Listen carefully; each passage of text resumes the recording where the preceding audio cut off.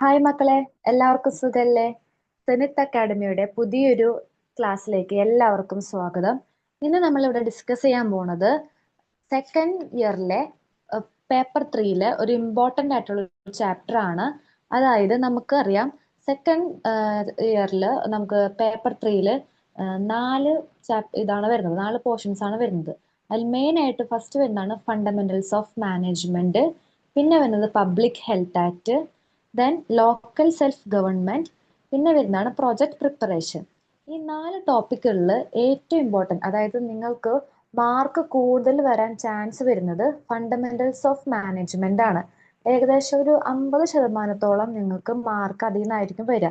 അപ്പൊ പ്രോപ്പർ ആയിട്ട് നല്ല രീതിക്ക് പഠിച്ചു കഴിഞ്ഞാൽ തന്നെ ഇതിൽ നിന്ന് 50ഓളം മാർക്ക് നമുക്ക് സ്കോർ ചെയ്യാനായിട്ട് പറ്റും.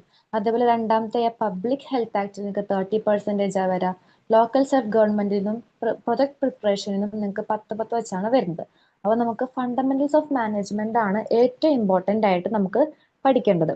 അപ്പോൾ ഒട്ടും സമയം കളയാണ്ട് തന്നെ നമുക്ക് പോർഷൻസിലോട്ടേക്ക് കിടക്കാം. അപ്പൊ നമുക്ക് ഇന്നിവിടെ ഡിസ്കസ് ചെയ്യാൻ പോണത് ഫണ്ടമെന്റൽസ് ഓഫ് മാനേജ്മെന്റ് ആണ്. അപ്പൊ എന്താണ് മക്കളെ ഫണ്ടമെന്റൽസ് ഓഫ് മാനേജ്മെന്റ് എന്ന് പറയുന്നത്? നമ്മൾ എപ്പോഴും കേൾക്കുന്നതാണ് മാനേജ്മെന്റ് എന്നൊക്കെ. എന്ത് കാര്യത്തിനായാലും എവിടെ പോയാലും നമുക്കറിയാം മാനേജ്മെന്റ്, നിങ്ങൾ അത് ചെയ്യാൻ മാനേജ് ചെയ്യണം, ഇത് നടത്താൻ മാനേജ് ചെയ്യണം എന്നൊക്കെ നമ്മൾ ഇങ്ങനെ കേൾക്കുന്നുണ്ട് അല്ലേ? അപ്പൊ എന്താണ് മാനേജ്മെന്റ് എന്ന് പറയുന്നത്? അതായത് ഈ മാനേജ്മെന്റിന് ഒരു സിംഗിൾ ഡെഫിനേഷൻ അങ്ങനെ പറയാനായിട്ട് പറ്റില്ല. കാരണം എന്ന് മനുഷ്യൻ ഈ കമ്മ്യൂണിറ്റി രൂപം കൊണ്ടോ അന്ന് തുടങ്ങി കമ്മ്യൂണിറ്റിയിൽ എന്തുണ്ട്? മാനേജ്മെന്റും ഉണ്ട്. മനുഷ്യനുണ്ടോ അവിടെ മാനേജ്മെന്റ് ഉണ്ടാവും. അത് എന്ത് കാര്യത്തിനായാലും, വർക്ക് ചെയ്യണതിലായാലും, എന്തെങ്കിലും ക്രോപ്സ് അല്ലെങ്കിൽ എന്തെങ്കിലും കാര്യം സെല് ചെയ്യണതിനായാലും, അല്ലെങ്കിൽ നമ്മൾ എന്തെങ്കിലും പ്ലാന്റ് നടുന്നതിലായാലും, എന്ത് മൈന്യൂട്ട് കാര്യത്തിലായാലും അവിടെ എന്തുണ്ട്? മാനേജ്മെന്റ് ഉണ്ട്. അപ്പൊ അതുകൊണ്ട് തന്നെ മാനേജ്മെന്റ് എന്ന് പറയുന്നത് ഒരു ഓൾഡർ ഫോം ആണ്. അതായത് പണ്ടുകാലം മുതലേ ഉള്ളതാണ്. And it is universal. അതൊരു യൂണിവേഴ്സൽ ആണ്. അതുകൊണ്ട് തന്നെ a single definition for management by Henri Fayol, അതാണ് നമുക്ക് ഇന്ന് നോക്കാനുള്ളത്. അതാണ് എന്ത്? നമുക്കറിയാം ഒരു സിംഗിൾ ഡെഫിനിഷൻ എന്ന് പറയുന്നത് എന്താ? Management is getting things done through people. എന്താണ് അതിന്റെ അർത്ഥം? മനുഷ്യരെ ഉപയോഗിച്ച്, അതായത് മനുഷ്യരാൽ കാര്യങ്ങൾ സുഗമമായ രീതിയിൽ നടത്തുക എന്നതാണ് എന്ത്? മാനേജ്മെന്റ് എന്ന് പറയുന്നത്. അപ്പൊ management is getting things done through people. നമുക്ക് ഈ ഒരു സെന്റൻസ് എന്ന് പറയുന്നത് വളരെ ഇമ്പോർട്ടന്റ് ആണ്. കാരണം എന്ന് വെച്ച് കഴിഞ്ഞാൽ ഇത് നിങ്ങൾക്ക് 1 മാർക്കായിട്ട് ചോദിക്കാം. ഒന്നില്ലെങ്കിൽ എന്താണ് മാനേജ്മെന്റ് എന്ന് ചോദിച്ചു കഴിഞ്ഞാൽ management is getting things done through people അങ്ങനെ എഴുതാം. അല്ലെങ്കിൽ നിങ്ങൾ ചോദിക്കാൻ പോകുന്നത് dash is getting things done through people അങ്ങനെയും വേണേൽ ചോദിക്കാം. അപ്പൊ നിങ്ങൾ എന്ത് ചെയ്യണം? Management is getting things done through people അങ്ങനെ എഴുതണം. ഓക്കെ, അപ്പൊ അതുകൊണ്ട് അത് ഇമ്പോർട്ടന്റ് ആണ്. അതാരാണ് ആ ഡെഫിനേഷൻ പറഞ്ഞത്? ഹെൻറി ഫയോൾ ആണ്. അത് നിങ്ങളൊന്ന് നോട്ട് ചെയ്ത് വെക്കുക. ഹെൻറി ഫയോൾ എന്ന് പറഞ്ഞൊരു ആണ് ഈ സെന്റൻസ് കൊണ്ടുവന്നത്. And management is efficient use of resources. നമുക്കറിയാലേ, നമുക്ക് ചുറ്റുപാടും ഒരുപാട് റിസോഴ്സസ് ഉണ്ട്. ഈ റിസോഴ്സസ് ഒക്കെ പ്രോപ്പർ ആയിട്ട് അത് അതിൻ്റെതായ പ്രൊഡക്റ്റീവിൽ കൊണ്ടുവരണമെങ്കിൽ, എഫിഷ്യന്റ് ആയിട്ട് യൂസ് ചെയ്യണമെങ്കിൽ അവിടെ എന്ത് വേണം? ഒരു പ്രോപ്പർ ആയിട്ടുള്ള ഒരു മാനേജ്മെന്റ് വേണം. അങ്ങനെയുള്ള 3 റിസോഴ്സസ് ആണ് നമുക്ക് പറയാൻ പോണ്ടത്. എന്തൊക്കെ? Man, material, money. ഈ 3 എംസ് അതാണ് ഞാൻ അടി കൊടുത്തേക്കുന്നത്. These are called the 3 Ms of management.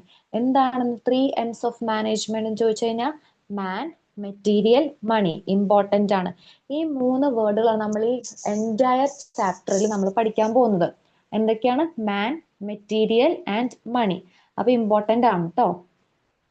ഇനി നമുക്ക് വളരെ ഇമ്പോർട്ടന്റ് ആയിട്ടുള്ള ഒരു പോർഷനിലാണ് നമുക്ക് കിടക്കാൻ പോകുന്നത്. എന്താണെന്ന് ചോദിച്ചാൽ എന്താ? Functions of management. നിങ്ങൾക്ക് ഇത് എസ് എ ആയിട്ട് ചോദിക്കാം. ഇതിൽ ഒരുപാട് 1 മാർക്ക് ക്വസ്റ്റ്യൻസ് ഉണ്ട്, 2 മാർക്ക് ക്വസ്റ്റ്യൻസ് ഉണ്ട്. അപ്പൊ അതുകൊണ്ട് തന്നെ അതിൻ്റെതായ ഇമ്പോർട്ടൻസ് കൊടുത്ത് പഠിക്കാം. അപ്പൊ എന്താണ് മക്കളെ ഫങ്ഷൻസ് ഓഫ് മാനേജ്മെന്റ് എന്ന് പറഞ്ഞു കഴിഞ്ഞാൽ? നമുക്കറിയാം ഒരു 9 എണ്ണാണ് ഉള്ളത് ഫങ്ഷൻസ് മാനേജ്മെന്റിന്റെ. എന്തൊക്കെയാണ്? Planning, organising, directing, staffing, coordinating, reporting, budgeting, controlling, innovating. ഈ 9 എണ്ണാണ് എന്ത്? ഫങ്ഷൻസ് ഓഫ് മാനേജ്മെന്റ് എന്ന് പറയുന്നത്. അതിന്റെ അടിയിൽ ഞാൻ ഒരു സിംഗിൾ വേർഡിൽ കൊടുത്തേക്കുന്നുണ്ട്. പോർട്ട് സ്കോർ BCI എന്നാണ് അതിനെ പറയുക. എന്താണ് പോർട്ട് സ്കോർ BCI എന്ന് പറയുന്നത്? അതായത് ഈ 9 ഫങ്ഷൻസിന്റെ ഫസ്റ്റ് വേർഡ്, ഫസ്റ്റ് ലെറ്റർ ഇല്ലേ? POD, കണ്ടോ? നിങ്ങൾ കണ്ടോ അത്? അത് ഒരുമിച്ച് ചേർത്ത് വെച്ചേക്കുന്നതാണ് ഈ പോർട്ട് സ്കോർ BCI എന്ന് പറയുന്നത്. നമുക്ക് പഠിക്കാനുള്ള എളുപ്പത്തിലും നമുക്ക് ഈ ഒരു വേർഡ് പഠിച്ചാൽ തന്നെ നമുക്ക് അത് അതിൻ്റെതായ ഒരു ഓർഡറിലും കിട്ടും. ഇത് നിങ്ങൾക്ക് എക്സാമിന് ചോദിക്കാം, അല്ലെങ്കിൽ എക്സാമിന് ഇങ്ങനെ എഴുതുകയും ചെയ്യാം. അപ്പൊ നിങ്ങൾക്ക് ഒരു ഐഡിയ കിട്ടും എന്തൊക്കെയാണ് ഫങ്ഷൻസ് എന്ന്. അപ്പൊ അതുകൊണ്ട് ആ വേർഡ് പഠിച്ചു വെക്കാം, പോർട്ട് സ്കോർ BCI എന്ന്. ഓക്കെ, ഇനി നമുക്ക് ഓരോ ഫങ്ഷൻസിനെയും കുറിച്ച് ഡീറ്റെയിൽ ആയിട്ട് പറയാം കേട്ടോ. അപ്പൊ ഫസ്റ്റ് നമ്മൾ പറയാൻ പോകുന്നതിനെ കുറിച്ച് പ്ലാനിങ്. നമുക്ക് എല്ലാവർക്കും അറിയാം പ്ലാനിങ് എന്താണ്. നമ്മൾ എന്തൊരു കാര്യം ചെയ്യുകയാണെങ്കിലും അതിൽ എന്തുണ്ടാവും, പ്ലാനിങ് ഉണ്ടാവും. പ്ലാനിങ് കൂടാതെ നമുക്ക് ഒന്നും ചെയ്യാൻ പറ്റില്ല. എന്ത് ചെറിയ കാര്യത്തിലായാലും അവിടെ എന്തുണ്ടാവും, പ്ലാനിങ് ഉണ്ടാവും. അതിനെയാണ് പറഞ്ഞത് it is the core area of all action. എല്ലാ ആക്ഷന്റെയും ഒരു കോർ ഏരിയ എന്താണ്, പ്ലാനിങ് ആണ്. ആൻഡ് പ്ലാനിങ് എന്ന് പറഞ്ഞാൽ എന്താ, planning is deciding in advance what is to be done, who is to do it, how is to be done, and it is the fundamental managerial action. നമുക്കറിയാം plan ചെയ്യുമ്പോൾ നമ്മൾ ഒരു trip plan ചെയ്യാന്ന് വിചാരിക്കുക. ആ ട്രിപ്പ് പ്ലാൻ ചെയ്യുന്ന നമ്മൾ എവിടേക്ക് പോകുന്നു, ആരൊക്കെ വരുന്നു, ഫണ്ട്, ഏതൊക്കെ ഏത് ബസ്സിൽ പോകുന്നു, അങ്ങനെ ഒരുപാട് ഒരുപാട് കാര്യങ്ങളുണ്ട്. അങ്ങനെ നമ്മൾ തിയററ്റിക്കലി പ്ലാൻ ചെയ്യുന്ന ഒരുപാട് കാര്യങ്ങളെയാണ് എന്തെന്ന് പറയുന്നത്, പ്ലാനിങ് എന്ന് പറയുന്നത്. ആ ലാസ്റ്റ് സെന്റൻസ് ഉണ്ടല്ലേ, it is the fundamental managerial action, അത് വേണം നിങ്ങൾക്ക് 1 മാർക്കിന് ചോദിക്കാം. അതെന്താണ്, പ്ലാനിങ് ആണ്. അപ്പൊ അതെന്തായാലും ഇമ്പോർട്ടന്റ് ആണ്. അതേപോലെ തന്നെ പ്ലാനിങ് നമുക്ക് എന്തൊക്കെയാണ് ഹെൽപ്പ് ചെയ്യുക. ഒന്നെന്ന് പറയുന്നത് planning give A sense of direction. നമുക്കൊരു പ്രോപ്പർ ആയിട്ടുള്ള ഡയറക്ഷൻ, നമ്മൾക്ക് എങ്ങോട്ടേക്കാണ് എവിടേക്കാണ് എത്തേണ്ടതെന്നുള്ളതിന്റെ ഒരു പ്രോപ്പർ ഡയറക്ഷൻ ആര് തരും, നമുക്ക് പ്ലാനിങ്ങിലൂടെ നമുക്ക് കിട്ടും. അതേപോലെ തന്നെ ഡ്യൂപ്ലിക്കേഷൻസ് ഒക്കെ നമുക്ക് അവോയ്ഡ് ചെയ്യാം. ഒരു പ്രോപ്പർ പ്ലാനിങ് ഉണ്ടെങ്കിൽ തന്നെ നമുക്ക് അവിടെ വേറെ ഒന്നും ഒരു എന്താ പറയുക ഡ്യൂപ്ലിക്കേഷൻസോ അങ്ങനെ ഒന്നും തന്നെ വരത്തില്ല. കറക്റ്റ് അതിൻ്റെതായ ഒരു ഫ്ലോയിൽ അങ്ങോട്ട് പോയിക്കോളും. And proper planning avoid situations of drifting and floating aimlessly. നമുക്കറിയാം നല്ലൊരു പ്ലാനിങ് ഉണ്ടെങ്കിൽ ഒന്നും തന്നെ ഈ കുഴപ്പമില്ലാത്ത രീതിയിൽ തന്നെ എല്ലാ കാര്യങ്ങളും ഇതിൻ്റെതായ രീതിയിൽ ഒരു ഡ്രിഫ്റ്റിങ്ങോ ഫ്ലോട്ടിങ്ങോ ഒന്നും ഇല്ലാണ്ട് തന്നെ നടക്കും. അപ്പൊ ഇതിനൊക്കെ എന്ത് വേണം, പ്രോപ്പർ ആയിട്ടുള്ള ഒരു പ്ലാനിങ് വേണം. അപ്പൊ പ്ലാനിങ് വളരെ ഇമ്പോർട്ടന്റ് ആണ്.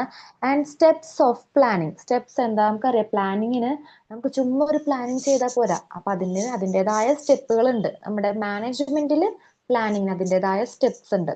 എന്തൊക്കെയാണ്, ഒന്ന് ഡിറ്റർമൈനിങ് ദ ഒബ്ജക്റ്റീവ്. നമ്മൾ ഒബ്ജക്റ്റീവ് എന്താന്ന് ഡിറ്റർമൈൻ ചെയ്യുക. ആൻഡ് അതേപോലെ തന്നെ sorting short term objective and long term objectives. നമ്മൾ ആദ്യം ഒബ്ജക്റ്റീവ്സ് എന്താന്ന് നോക്കി, എന്നിട്ട് അതിൽ നിന്ന് ഷോർട്ട് ആയിട്ടുള്ള ഒബ്ജക്റ്റീവ് എന്താന്ന്, ലോങ് ആയിട്ടുള്ള ഒബ്ജക്റ്റീവ് എന്താന്ന് അതും നമ്മൾ സോർട്ട് ചെയ്തു. ആൻഡ് നമ്മൾ എന്തൊക്കെ ആക്ഷൻ ആണ് ചെയ്യാൻ പോകുന്നത് അത് നമ്മൾ സെലക്ട് ചെയ്യുക. അതാണ് selection the method of action and finally laying out standard of performance. അപ്പൊ ഇത്രയാണ് എന്ത്, നമ്മുടെ പ്ലാനിങ്ങിൽ വരുന്ന സ്റ്റെപ്സും കാര്യങ്ങളും എന്ന് പറയുന്നത്. അപ്പൊ നിങ്ങൾക്ക് പ്ലാനിങ് എന്താന്ന് മനസ്സിലായി കാണുമെന്ന് വിചാരിക്കുന്നു. അതേപോലെ നമുക്ക് പറയുകയാണെങ്കിൽ ഇനി ഒരു പ്ലാനിങ് എടുക്കാന്ന് വിചാരിക്കും, ഒരു ഹെൽത്ത് പ്ലാൻ. നമുക്ക് എല്ലാവർക്കും അറിയാം നമ്മളൊരു ഹെൽത്ത് മേഖലയിലാണോ ഉള്ളത്. അപ്പൊ അതുകൊണ്ട് ഹെൽത്ത് പ്ലാനിങ് എന്ന് പറഞ്ഞാൽ എന്താ, നമുക്കറിയാം നമ്മുടെ ഹെൽത്തിൽ ഒരുപാട് പദ്ധതികളും പ്രോഗ്രാംസും കാര്യങ്ങളൊക്കെ കണ്ടക്ട് ചെയ്യുന്നുണ്ട്. അതങ്ങനെ ചുമ്മാ അങ്ങനെ കണ്ടക്ട് ചെയ്ത് കഴിഞ്ഞാൽ അത് അതിൻ്റെതായ ഒരു സക്സസിലേക്ക് വരില്ല. അത് എന്ത് ചെയ്യണം, അതിന് അതിൻ്റെതായ ഒരു പ്ലാനിങ് തന്നെ കൊണ്ടുവരണം. ഇപ്പൊ ഒരു കേസ് എടുക്കാന്ന് വെച്ചാൽ നമ്മളൊരു കമ്മ്യൂണിറ്റി ചെന്നു. ഇപ്പോൾ നമ്മൾ ഹെൽത്ത് ആൾക്കാർ നമ്മൾ കമ്മ്യൂണിറ്റി ചെല്ലുന്നു. ആ കമ്മ്യൂണിറ്റി നമ്മൾ മീറ്റ് ചെയ്യുന്നു. അവിടുത്തെ മെയിൻ ആയിട്ടുള്ള പ്രോബ്ലം എന്താണെന്ന് നമ്മൾ ഐഡന്റിഫൈ ചെയ്യുന്നു. ഇപ്പോൾ എന്താ പ്രോബ്ലം എന്ന് പറയുമ്പോൾ ചിലപ്പോൾ അവിടെ ഏറ്റവും കൂടുതൽ ഡെങ്കു ആയിരിക്കാം, അല്ലെങ്കിൽ ചിക്കൻ ബോക്സ്, അങ്ങനെ എന്താണെന്ന് അറിയില്ല. നമുക്ക് അവിടെ ഒരു ചെല്ലുന്നു, അവിടുത്തെ മെയിൻ പ്രോബ്ലം ഐഡന്റിഫൈ ചെയ്യുന്നു. ചിലപ്പോൾ ഒരു പ്രോബ്ലം ആയിരിക്കില്ല, ഒരു ഒന്നിലധികം പ്രോബ്ലംസ് ഉണ്ടാവും. പക്ഷെ അതിൽ ഏറ്റവും പ്രയോറിറ്റി കൂടുതലുള്ള പ്രോബ്ലം ഏതാണെന്ന് നമ്മൾ കണ്ടുപിടിക്കുന്നു. അപ്പൊ പ്രയോറിറ്റൈസ് ദ പ്രോബ്ലം. പ്രോബ്ലം എന്താന്ന് പ്രയോറിറ്റൈസ് ചെയ്യുക. അങ്ങനെ പ്രയോറിറ്റി കൊടുത്തിട്ട് നമ്മളൊരു പ്രോബ്ലം എടുക്കുന്നു. എന്നിട്ട് അതിന് ആ പ്രോബ്ലം സോൾവ് ചെയ്യാനായിട്ടുള്ള പ്ലാനിങ് നമ്മൾ തയ്യാറെടുക്കുന്നു. അതിനുള്ള ആക്ഷൻസ് എന്താണെന്ന് എടുക്കുന്നു. അത് നമ്മൾ അവിടെ പോയി ഇംപ്ലിമെന്റ് ചെയ്യുന്നു. ഇംപ്ലിമെന്റ് ചെയ്തിട്ട് അത് നമ്മൾ ഇവാലുവേറ്റ് ചെയ്യും, അതിന് റിസൾട്ട് ഉണ്ടോ എന്നൊക്കെ നമ്മൾ ചെക്ക് ചെയ്യുന്നു. ഇതൊക്കെ എന്താണ്, പ്ലാനിങ്ങിൽ വരുന്ന കാര്യങ്ങളാണ്. അപ്പൊ നമ്മളൊരു കമ്മ്യൂണിറ്റി മീറ്റ് ചെയ്തു, പ്രോബ്ലം എന്താന്ന് ഐഡന്റിഫൈ ചെയ്തു, ആ പ്രോബ്ലത്തിൽ ഏറ്റവും പ്രയോറിറ്റൈസ് വരുന്നത് ഏതാണെന്ന് നോക്കുക. അതിനുശേഷം നമ്മൾ പ്ലാൻ ചെയ്യുക, ആക്ഷൻ ചെയ്യുക, ഇംപ്ലിമെന്റ് ചെയ്യുക, ഇവാലുവേഷൻ ചെയ്യുക. അപ്പൊ ഇതൊക്കെ എന്തിൽ വരുന്നതാണ്, പ്ലാനിങ്ങിൽ വരുന്ന കാര്യങ്ങളാണ്. ഓക്കെ, ഇനി അപ്പൊ ഫസ്റ്റത്തെ നമ്മുടെ ഫങ്ഷൻസ് ഓഫ് മാനേജ്മെന്റിൽ ആദ്യത്തെ എന്തായിരുന്നു, പ്ലാനിങ്. ഇനി രണ്ടാമത്തെ വരുന്ന ഇമ്പോർട്ടൻ്റ് ആയിട്ടുള്ള ഒരു ടോപ്പ് ഫങ്ഷൻസ് ഓഫ് മാനേജ്മെന്റിലെ സെക്കൻഡ് വൺ ആണ് ഓർഗനൈസിങ്. ഇമ്പോർട്ടൻ്റ് ആണ്, പ്ലാനിങ് പോലെ തന്നെ ഇമ്പോർട്ടൻ്റ് ആണ് എന്ത് ഓർഗനൈസിങ് എന്ന് പറയുന്നത്. ഓർഗനൈസിങ് എന്താ? It is transaction of plans in to action. അതായത് നമ്മളിങ്ങനെ പ്ലാൻ ചെയ്തുകൊണ്ടിരുന്നാൽ മതിയാ. പ്ലാൻ നമ്മൾ ഒരുപാട് അങ്ങനെ പ്ലാൻ ഇങ്ങനെ ചെയ്തുകൊണ്ടിരിക്കുന്നു. പ്ലാൻ ചെയ്തിട്ട് അങ്ങനെ ചെയ്തുകൊണ്ടിരുന്നു കഴിഞ്ഞാൽ പ്ലാൻ അവിടെ തിയറി ആയിട്ട് തന്നെ ഇരിക്കും. അതിന് പ്രത്യേകിച്ച് ഒന്നും ഉണ്ടാവില്ല. പ്ലാനിങ് നടക്കും, പ്രോപ്പർ ആയിട്ടുള്ള പ്ലാൻ നടക്കും, പക്ഷെ അതിന് വേണ്ട ആക്ഷൻസോ കാര്യങ്ങളൊന്നും കൊടുത്തില്ലെങ്കിൽ അതെന്ത് പറ്റും? അത് അവിടെ തിയറി ആയിട്ട് നിൽക്കും. അപ്പൊ എന്താണ് അവിടെ നടക്കേണ്ടത്? അതിനെയാണ് നമ്മൾ ഓർഗനൈസേഷൻ പറയുന്നത്. It is a transaction of plans in to action. പ്ലാനിനെ ആക്ഷനിലോട്ടേക്ക് കൊണ്ടുവരുന്നതാണ് എന്ത്? ഓർഗനൈസേഷൻ. പ്ലാനിനെ ആക്ഷനിലേക്ക് കൊണ്ടുവരണമെങ്കിൽ എന്ത് വേണം? ഒരു പ്രോപ്പർ ആയിട്ടുള്ള ഒരു ഓർഗനൈസേഷൻ വേണം. Without implementation plans remain theoretical. എന്താണ്? പ്രോപ്പർ ആയിട്ടുള്ള ഒരു ഇംപ്ലിമെന്റേഷനോ അല്ലെങ്കിൽ ഓർഗനൈസിങ്ങോ ഒന്നും ഇല്ലെങ്കിൽ പ്ലാൻ എന്തായിട്ട് മാറും? ആ തിയററ്റിക് ആയിട്ട് തന്നെ ഇരിക്കും. ആ തിയറി ആയിട്ട് നമ്മൾ എന്താ ചെയ്യണം അതേപോലെ തന്നെ ഇരിക്കും. And the manager must carry out plans by organising resources. Manager എന്താ ചെയ്യേണ്ടത്? മാനേജർ പ്രോപ്പർ ആയിട്ടുള്ള റിസോഴ്സസും കാര്യങ്ങളൊക്കെ എന്തൊക്കെയാണ് റിസോഴ്സസ് ഇവിടെ വേണ്ടത്? Man power, supply, finance, transport, എന്തൊക്കെയാണോ വേണ്ടത് റിസോഴ്സുകൾ വേണ്ടത് അതൊക്കെ വെച്ചിട്ട് പ്ലാനിനെ നമ്മൾ എന്താക്കണം? ആക്ഷനിലോട്ടേക്ക് കൊണ്ടുവരണം. ഇതാണ് എന്ത്? ഓർഗനൈസിങ് എന്ന് പറയുന്നത്. അതേപോലെ തന്നെ ഓർഗനൈസിംഗിലും എന്തുണ്ട്? സ്റ്റെപ്പുകളുണ്ട്. എന്തൊക്കെയാണെന്ന് നോക്കാം നമുക്ക്. Identify and grouping the work to be performed. അതായത് നമ്മൾ എന്ത് ചെയ്യുക? നമ്മളൊരു പ്ലാൻ തയ്യാറാക്കിയിട്ട് നമ്മൾ ഇനി ഒരു ഗ്രൂപ്പും കാര്യങ്ങളൊക്കെ സെറ്റ് ചെയ്യാണ്.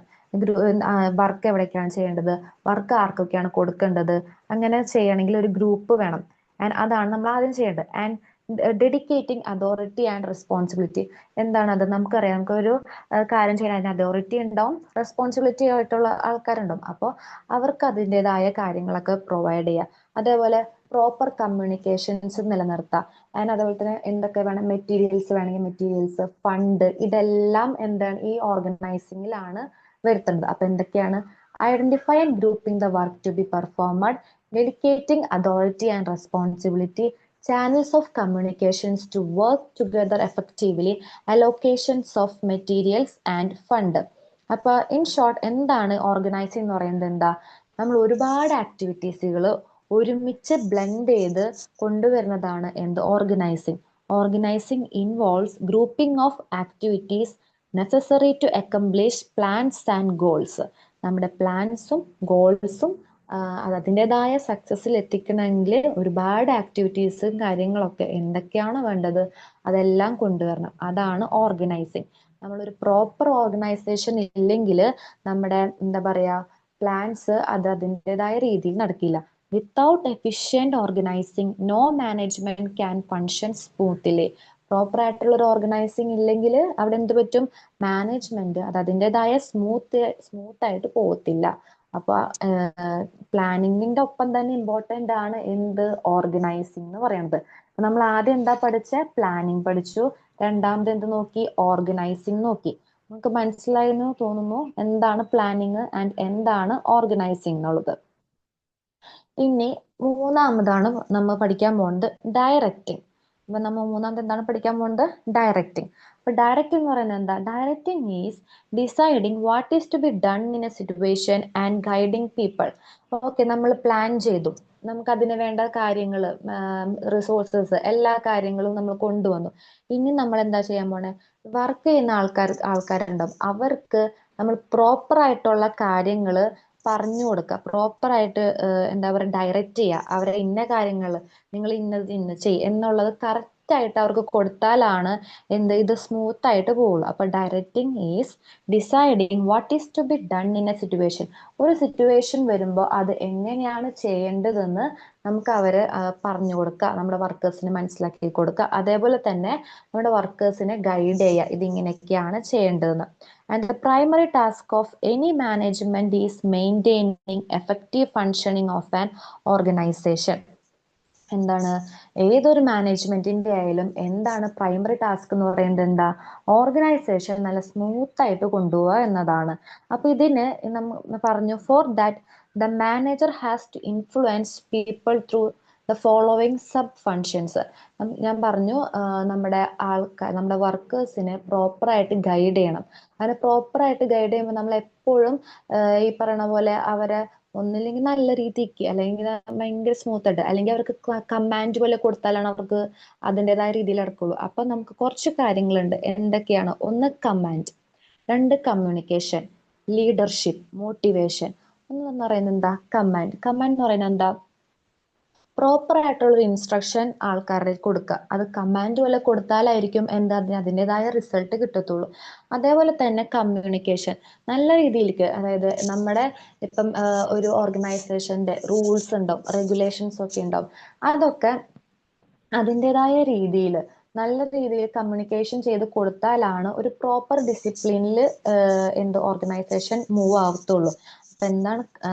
ഫസ്റ്റ് കമാൻഡ് കൊടുക്കണം, പിന്നെ പ്രോപ്പർ ആയിട്ടുള്ള കമ്മ്യൂണിക്കേഷൻസ് കൊടുക്കണം. And leadership. ലീഡർഷിപ്പ് എന്ന് പറഞ്ഞാൽ നമുക്കറിയാലോ, അവരെ പ്രോപ്പറായിട്ട് ഗൈഡ് ചെയ്യുക, ലീഡ് ചെയ്യുക, ഒബ്ജക്റ്റീവ്സ് എന്താണെന്ന് കറക്റ്റ് പറഞ്ഞു കൊടുക്കുക. അങ്ങനെ അത് കറക്റ്റായിട്ട് നമ്മളൊരു ലീഡർ എന്നുള്ള നിലയിൽ അവർക്ക് വേണ്ട കാര്യങ്ങളൊക്കെ ഗൈഡ് ചെയ്യുക. പോരാതെ അവർക്ക് പ്രോപ്പർ ആയിട്ടുള്ള മോട്ടിവേഷൻസ് കൊടുക്കുക. നമ്മൾ എപ്പോഴും അവർക്ക് കമാൻഡ് ചെയ്യലും അതേപോലെ ലീഡർഷിപ്പും ഭയങ്കര അടിച്ചതാക്കിയിട്ട് കാര്യമില്ല. അവർക്ക് വേണ്ട മോട്ടിവേഷൻസും കാര്യങ്ങളും കൊടുത്താലാണ് അവർക്കൊരു ഇൻസ്പിറേഷൻസ്, അല്ലെങ്കിൽ അവർക്കൊരു ഇൻട്രസ്റ്റ്, ഒരു സാറ്റിസ്ഫാക്ഷൻസ് ഒക്കെ കിട്ടുള്ളൂ. മോട്ടിവേഷൻ കൊടുക്കേണ്ട സ്ഥലത്ത് എന്ത് ചെയ്യണം? മോട്ടിവേഷൻസ് തന്നെ കൊടുക്കണം. വർക്ക് അതിൻ്റെതായ ഒരു അവർക്കൊരു ഇൻട്രസ്റ്റ് വരണം. അതായത് വർക്കേഴ്സിന് ഒരു ഇൻട്രസ്റ്റ് വരണം എന്നെങ്കിൽ നമ്മൾ എന്ത് ചെയ്യണം? അവർക്ക് വേണ്ടത്ര മോട്ടിവേഷൻസ് കൊടുക്കണം. അപ്പൊ അതാണ് ഡയറക്റ്റിംഗിൽ പറയുന്നത്. എന്താ? Command, communication, leadership, motivation. Work objectives can be achieved by giving clear instruction, facilities and supply for work. അത് തന്നെയാണ് ഞാൻ നേരത്തെ പറഞ്ഞത്. നമ്മൾ വർക്ക് അതിൻ്റെതായ രീതിയിൽ പോകണമെങ്കിൽ പ്രോപ്പർ ആയിട്ടുള്ള ഇൻസ്ട്രക്ഷൻസ് കൊടുക്കണം, അതിൻ്റെതായ ഫെസിലിറ്റീസ് കൊടുക്കണം, വർക്കിന്റെ കാര്യങ്ങളൊക്കെ ചെയ്തു കൊടുക്കണം. ആൻഡ് പറയാണ് എന്താ? Managing people is more complex than managing material and money. എന്ന് പറഞ്ഞാൽ എന്താ എന്ന് പറയുന്നത്? നമുക്ക് മണി മാനേജ് ചെയ്യാൻ വലിയ കുഴപ്പമുണ്ടാവില്ല, മെറ്റീരിയൽ മാനേജ് ചെയ്യാൻ വലിയ കുഴപ്പമുണ്ടാവില്ല. പക്ഷെ മനുഷ്യരെ അത് അതിൻ്റെതായ രീതിയിൽ മാനേജ് ചെയ്ത് കൊണ്ടുപോകണമെങ്കിൽ ഭയങ്കര ബുദ്ധിമുട്ടാണ്. അതുകൊണ്ടാണ് പറയുന്നത് managing people is more complex than managing material and money. And ഇതിനകത്ത് പറയുന്നുണ്ട്, the manager should help the subordinate to take responsibility and help them to train for promotion. He should appreciate subordinate for their good work. നേരത്തെ ഞാൻ പറഞ്ഞ പോലെ ഇതൊരു kind of motivation ആണ്. അവർ ചെയ്ത വർക്കിനെ നമ്മൾ നല്ല രീതിക്ക് അപ്രീഷിയേറ്റ് ചെയ്താലാണ് വർക്കേഴ്സിന് ഒരു ഇൻട്രസ്റ്റ് ഒക്കെ ഉണ്ടാവത്തുള്ളൂ. അല്ലാണ്ട് വർക്കേഴ്സ് എപ്പോഴും ചെയ്തിട്ട് അതിനെ ഒന്ന് മോട്ടിവേറ്റ് ചെയ്യാണ്ടിരുന്നു കഴിഞ്ഞാൽ അവർക്ക് അതിലൊരു ഇൻട്രസ്റ്റ് ഉണ്ടാവത്തില്ല. പിന്നെ then managing people is more complex than managing material and money. അത് ഞാൻ ഓൾറെഡി പറഞ്ഞു. പീപ്പിൾസിനെ കൊണ്ടു നടക്കുന്നതാണ് ഏറ്റവും ബുദ്ധിമുട്ട്. അവരെ മാനേജ് ചെയ്യേണ്ടതാണ് ഏറ്റവും ബുദ്ധിമുട്ട്. മനുഷ്യരെ പ്രോപ്പറായിട്ട് മാനേജ് ചെയ്തില്ല എന്നെങ്കിൽ നമുക്ക് പ്രോപ്പർ ആയിട്ടുള്ള റിസൾട്ട് എന്തായാലും കിട്ടില്ല. അപ്പൊ അതുകൊണ്ട് managing people is more complex than managing material and money. They should understand their skill and people like to feel useful and appreciated. അതായത് അവർക്ക് മനസ്സിലാവണം, ഞാൻ ചെയ്ത കാര്യത്തിൽ നമ്മുടെ മാനേജർ സാറ്റിസ്ഫൈഡ് ആണ്, ഞാൻ ചെയ്ത കാര്യം യൂസ്ഫുൾ ആണ് എന്ന് അതിൻ്റെ ഒരു അപ്രീസിയേഷൻസും കാര്യങ്ങളൊക്കെ കിട്ടിക്കഴിഞ്ഞാൽ ഉണ്ടല്ലോ അവർക്കത് ഭയങ്കര ഇൻട്രസ്റ്റ് ആയിരിക്കും. നമ്മുടെ വർക്കേഴ്സിന് ഭയങ്കര ഇൻട്രസ്റ്റ് ആയിരിക്കും. ഇനി they become discouraged when ignore or unjustly criticized. അതായത് അവർക്ക് എന്ത് പറ്റും? പ്രോപ്പർ ആയിട്ടുള്ള ഒരു മോട്ടിവേഷൻ കിട്ടിയില്ല, അവർ എന്ത് കാര്യത്തിനും ഇഗ്നോർ ചെയ്യുക, ഡിസ്കറേജ് ചെയ്യുക, എന്ത് കാര്യത്തിൽ ക്രിട്ടിസൈസ് ചെയ്യുക, അങ്ങനെ ചെയ്തു കഴിഞ്ഞാൽ അവർക്കൊരു ഒരു ഹാപ്പിയോ അതേപോലെ തന്നെ വർക്കിൽ ഒരു സാറ്റിസ്ഫാക്ഷനോ ഒന്നും തന്നെ ഉണ്ടാവില്ല. ജസ്റ്റ് വർക്ക് ഒന്ന് ചെയ്യുന്നു പോകുന്നു, ആ ഒരു ഇതുണ്ടാവുള്ളൂ. അപ്പൊ അതുകൊണ്ട് തന്നെ ഡയറക്ഷൻ എന്ന് പറയുന്നത് എന്താ? Direction is called the heart of management. മാനേജ്മെന്റിന്റെ ഹാർട്ട് എന്ന് പറയുന്നത് എന്താണ്? ഡയറക്ഷൻ. ചോദിക്കാം, 1 മാർക്കിന് ചോദിക്കാം, dash is called the heart of management എന്ന് ചോദിച്ചാൽ എന്ത് നമ്മൾ പറയണം? Direction is called the heart of management. അപ്പൊ നമ്മൾ 3 കാര്യമാണ് ഇപ്പൊ ഒന്ന് നോക്കിയത്. എന്തൊക്കെയാ നോക്കിയ? പ്ലാനിങ് നോക്കി, ഓർഗനൈസിങ് നോക്കി, ഡയറക്റ്റിംഗ് നോക്കി. ഇത് മൂന്നും 1 മാർക്കിന് ചോദിക്കാം. അതേപോലെ 2 മാർക്കിനൊക്കെ ചോദിക്കാം. വാട്ട് ഈസ് ഡയറക്റ്റിംഗ് എന്ന് ചോദിച്ചു കഴിഞ്ഞാൽ എഴുതണം. അതേപോലെ ഒരു 5 മാർക്കിനും ചോദിക്കാം കേട്ടോ. ഈ ഡയറക്റ്റിംഗ് എന്താണ് 5 മാർക്കിനൊക്കെ ചോദിക്കാൻ ചാൻസസ് ഉണ്ട്. ഇനി 4ാമത് വരുന്നതാണ് സ്റ്റാഫിംഗ്. നമ്മളെ കേട്ടിട്ടുണ്ട്, എല്ലായിടത്തും കേട്ടിട്ടുണ്ട് സ്റ്റാഫിംഗ് എന്ന് പറയുന്നത്. സ്റ്റാഫിംഗ് എന്താ? Staffing is putting right man on right job. എന്താണ്? കറക്റ്റ് ആയിട്ടുള്ള ജോബിൽ റൈറ്റ് ആയിട്ടുള്ള ആളെ സ്റ്റാഫ് ചെയ്യുക. അതായത് നമ്മളൊരു ഒരു ജോബ് എടുക്കാന്ന് നോക്കി, ആ ജോബിൽ അതിൻ്റെതായ അറിയാവുന്ന ആളെ വെച്ചില്ലെങ്കിൽ അവിടെ എന്ത് പറ്റും? ആ ജോബ് കറക്റ്റായ രീതിയിൽ നടക്കോ? ഇല്ല. അതാണ് പറയുന്നത് staffing is putting right man on right job. ചോദിക്കാം, 1 മാർക്കിന് ചോദിക്കാം. ഇമ്പോർട്ടന്റ് ആയിട്ടുള്ള ഒരു സെന്റൻസ് ആണത്. നിങ്ങൾ റെഡ് പെൻ കൊണ്ടോ അല്ലെങ്കിൽ അവിടെ സ്റ്റാർ ഒക്കെ വരച്ചിടുക, നോട്ട്സ് ഒക്കെ തയ്യാറാക്കുക. അപ്പൊ അവിടെ നല്ലോണം അതിന്റെ അടിയിൽ നല്ല രീതിക്ക് വരച്ച് അത് മാർക്ക് ചെയ്യുക, കാരണം അത് ചോദിക്കാനുള്ള ചാൻസസ് കൂടുതലാണ്. And staffing is A continuous process. Staffing എന്ന് പറയുന്നത് എന്താ? ഒരു കണ്ടിന്യൂസ് പ്രോസസ് ആണ്. എന്താണ് കണ്ടിന്യൂസ് പ്രോസസ് കൊണ്ട് ഉദ്ദേശിക്കുന്നത്? സ്റ്റാഫിംഗ് എവിടെയെങ്കിലും നിർത്തുന്നുണ്ടോ? ഇല്ല. സ്റ്റാഫിംഗ് ഇങ്ങനെ നടന്നുകൊണ്ടിരിക്കുക. ഒരാള് ജോലിക്ക് കയറുന്നു, ഒന്നില്ലെങ്കിൽ അയാൾ പ്രൊമോഷൻ കിട്ടുന്നു, അല്ലെങ്കിൽ ആൾക്ക് ട്രാൻസ്ഫർ ആവുന്നു, റിട്ടയർമെന്റ് ആവുന്നു, റെസിഗ്നേഷൻ വരുന്നു, അല്ലെങ്കിൽ അയാൾ ഡിസ്മിസ് ചെയ്യുന്നു, അല്ലെങ്കിൽ ഒരു മരണം സംഭവിക്കുന്നു. അത് കഴിയുമ്പോൾ അടുത്ത ആള് വരുന്നു. സെയിം ഇതിങ്ങനെ ഒരു സൈക്കിൾ പോലെ ഇങ്ങനെ പോയിക്കൊണ്ടിരിക്കുക. അതുകൊണ്ടാണ് എന്ത് പറയുന്നത്? സ്റ്റാഫിംഗ് എന്ന് പറയുന്നത് ഒരു കണ്ടിന്യൂസ് പ്രോസസ് ആണെന്ന് പറയുന്നത്. Vacancies arise due to creation of post promotion, transfer, retirement, resignation, dismissal etcetera. അതാണ് ഞാൻ പറഞ്ഞത്. സ്റ്റാഫിംഗ് എന്ന് പറയുന്നത് ഒരു കണ്ടിന്യൂസ് പ്രോസസ് ആണ്. അവിടെ പ്രൊമോഷൻ വരാം. അപ്പൊ ആ ജോബിൽ വന്ന ആൾക്ക് പ്രൊമോഷൻ കിട്ടി, ആൾ അങ്ങോട്ട് പോയി. അപ്പൊ ആ വാക്കൻസിയിൽ ആര് വരും? വേറെ ആള് വരും. ഇനി പ്രൊമോഷൻ കിട്ടിയ ആൾക്ക് ട്രാൻസ്ഫർ കിട്ടി, ട്രാൻസ്ഫർ ചെയ്യുന്ന അവിടെ അപ്പൊ 3 ആളായി. അങ്ങനെ അങ്ങനെ പിന്നെ റിട്ടയർമെന്റ് വന്നു. അങ്ങനെ അങ്ങനെ ഇതിങ്ങനെ കണ്ടിന്യൂസ്ലി ഇങ്ങനെ മാറിക്കൊണ്ടേയിരിക്കും. അതുകൊണ്ട് സ്റ്റാഫിംഗ് എവിടെയും നിൽക്കില്ല. And staff is appointed through. ഇനി സ്റ്റാഫുകൾ എങ്ങനെയാണ് നമ്മൾ അപ്പോയിന്റ് ചെയ്യണത്? ഒരുപാട് വഴികളുണ്ട്. ഒന്ന് ചിലപ്പോൾ ഇന്റർവ്യൂ ആയിരിക്കും, ഡയറക്റ്റ് ഇന്റർവ്യൂ ആയിരിക്കും. എക്സാമുകൾ ഉണ്ടാവും, എക്സാമുകളിൽ മാർക്കിന്റെ അടിസ്ഥാനത്തിലായിരിക്കും. അല്ലെങ്കിൽ ക്യാമ്പസ് റിക്രൂട്ട്മെന്റ് ഉണ്ടാവും. നമുക്കറിയാം ഒരുപാട് കോളേജുകളിൽ റിക്രൂട്ട്മെന്റ്സും കാര്യങ്ങളൊക്കെ നടത്തുന്നുണ്ട്. അതേപോലെ ഇപ്പോൾ നമ്മുടെ PSC അതുവഴി നമുക്ക് ജോബ് കിട്ടാം, കിട്ടും. പിന്നെ ഇന്റർവ്യൂ, അങ്ങനെ ഒരുപാട് വേ ഓഫ് ഇതുണ്ട് എന്തിന്? സ്റ്റാഫിങ്ങിന്. And skills of workers increases by experience, training, proper supervisions. ഇപ്പോൾ പുതിയതായിട്ട് ഒരാൾ ജോയിൻ ചെയ്തു, ആൾക്ക് എപ്പോഴും വരുമ്പോ തന്നെ ഫുൾ സ്കില്ലോടെ ഒന്നും ആയിരിക്കില്ല വരുന്നത്. ആള് വന്ന് ജോയിൻ ചെയ്ത് വർക്ക് എന്താണെന്ന് പഠിച്ച്, ആ ജോബിനെ കുറിച്ച് പഠിച്ച്, പിന്നെ അതായത് ഒരുപാട് എക്സ്പീരിയൻസ്, കാലങ്ങളോളം എടുത്ത എക്സ്പീരിയൻസ് കിട്ടി ആൾക്ക്. അങ്ങനെയാണ് ആളുടെ സ്കില്ലുകൾ ഇങ്ങനെ വർദ്ധിച്ച് വരുന്നത്. അതേപോലെ തന്നെ പ്രോപ്പർ ആയിട്ട് ആ വർക്കറിനെ സൂപ്പർവൈസ് ചെയ്യാനായിട്ട് മാനേജർ ഉണ്ടാവും. ആളുടെ നേതൃത്വത്തിലും അങ്ങനെ എല്ലാം കിട്ടുമ്പോഴാണ് ഒരു വർക്കർ അല്ലെങ്കിൽ ഒരാള് പ്രോപ്പർ ആയിട്ടുള്ള ഒരു വർക്ക് നടത്തുന്നത്. ആളുടെ സ്കില്ലൊക്കെ ഇംപ്രൂവ് ആവണത് അങ്ങനെയാണ്.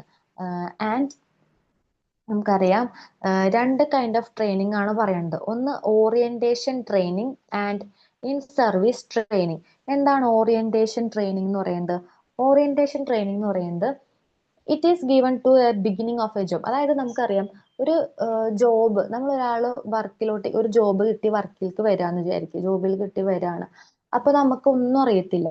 ആ സമയത്ത് നമ്മുടെ കോ വർക്കേഴ്സ് അല്ലെങ്കിൽ നമ്മുടെ മാനേജർ നമുക്ക് പറയാണ് ഈ വർക്ക് ഇങ്ങനെയൊക്കെയാണ് ചെയ്യേണ്ടത്, ഈ വർക്കിന്റെ ഒരു നേച്ചർ എന്നൊക്കെ പറയുന്നത് ഇങ്ങനെയാണ് എന്ന് പഠിപ്പിച്ചു കൊടുക്കുന്നതാണ് എന്ത്? ഓറിയന്റേഷൻ ട്രെയിനിങ് എന്ന് പറയുന്നത്.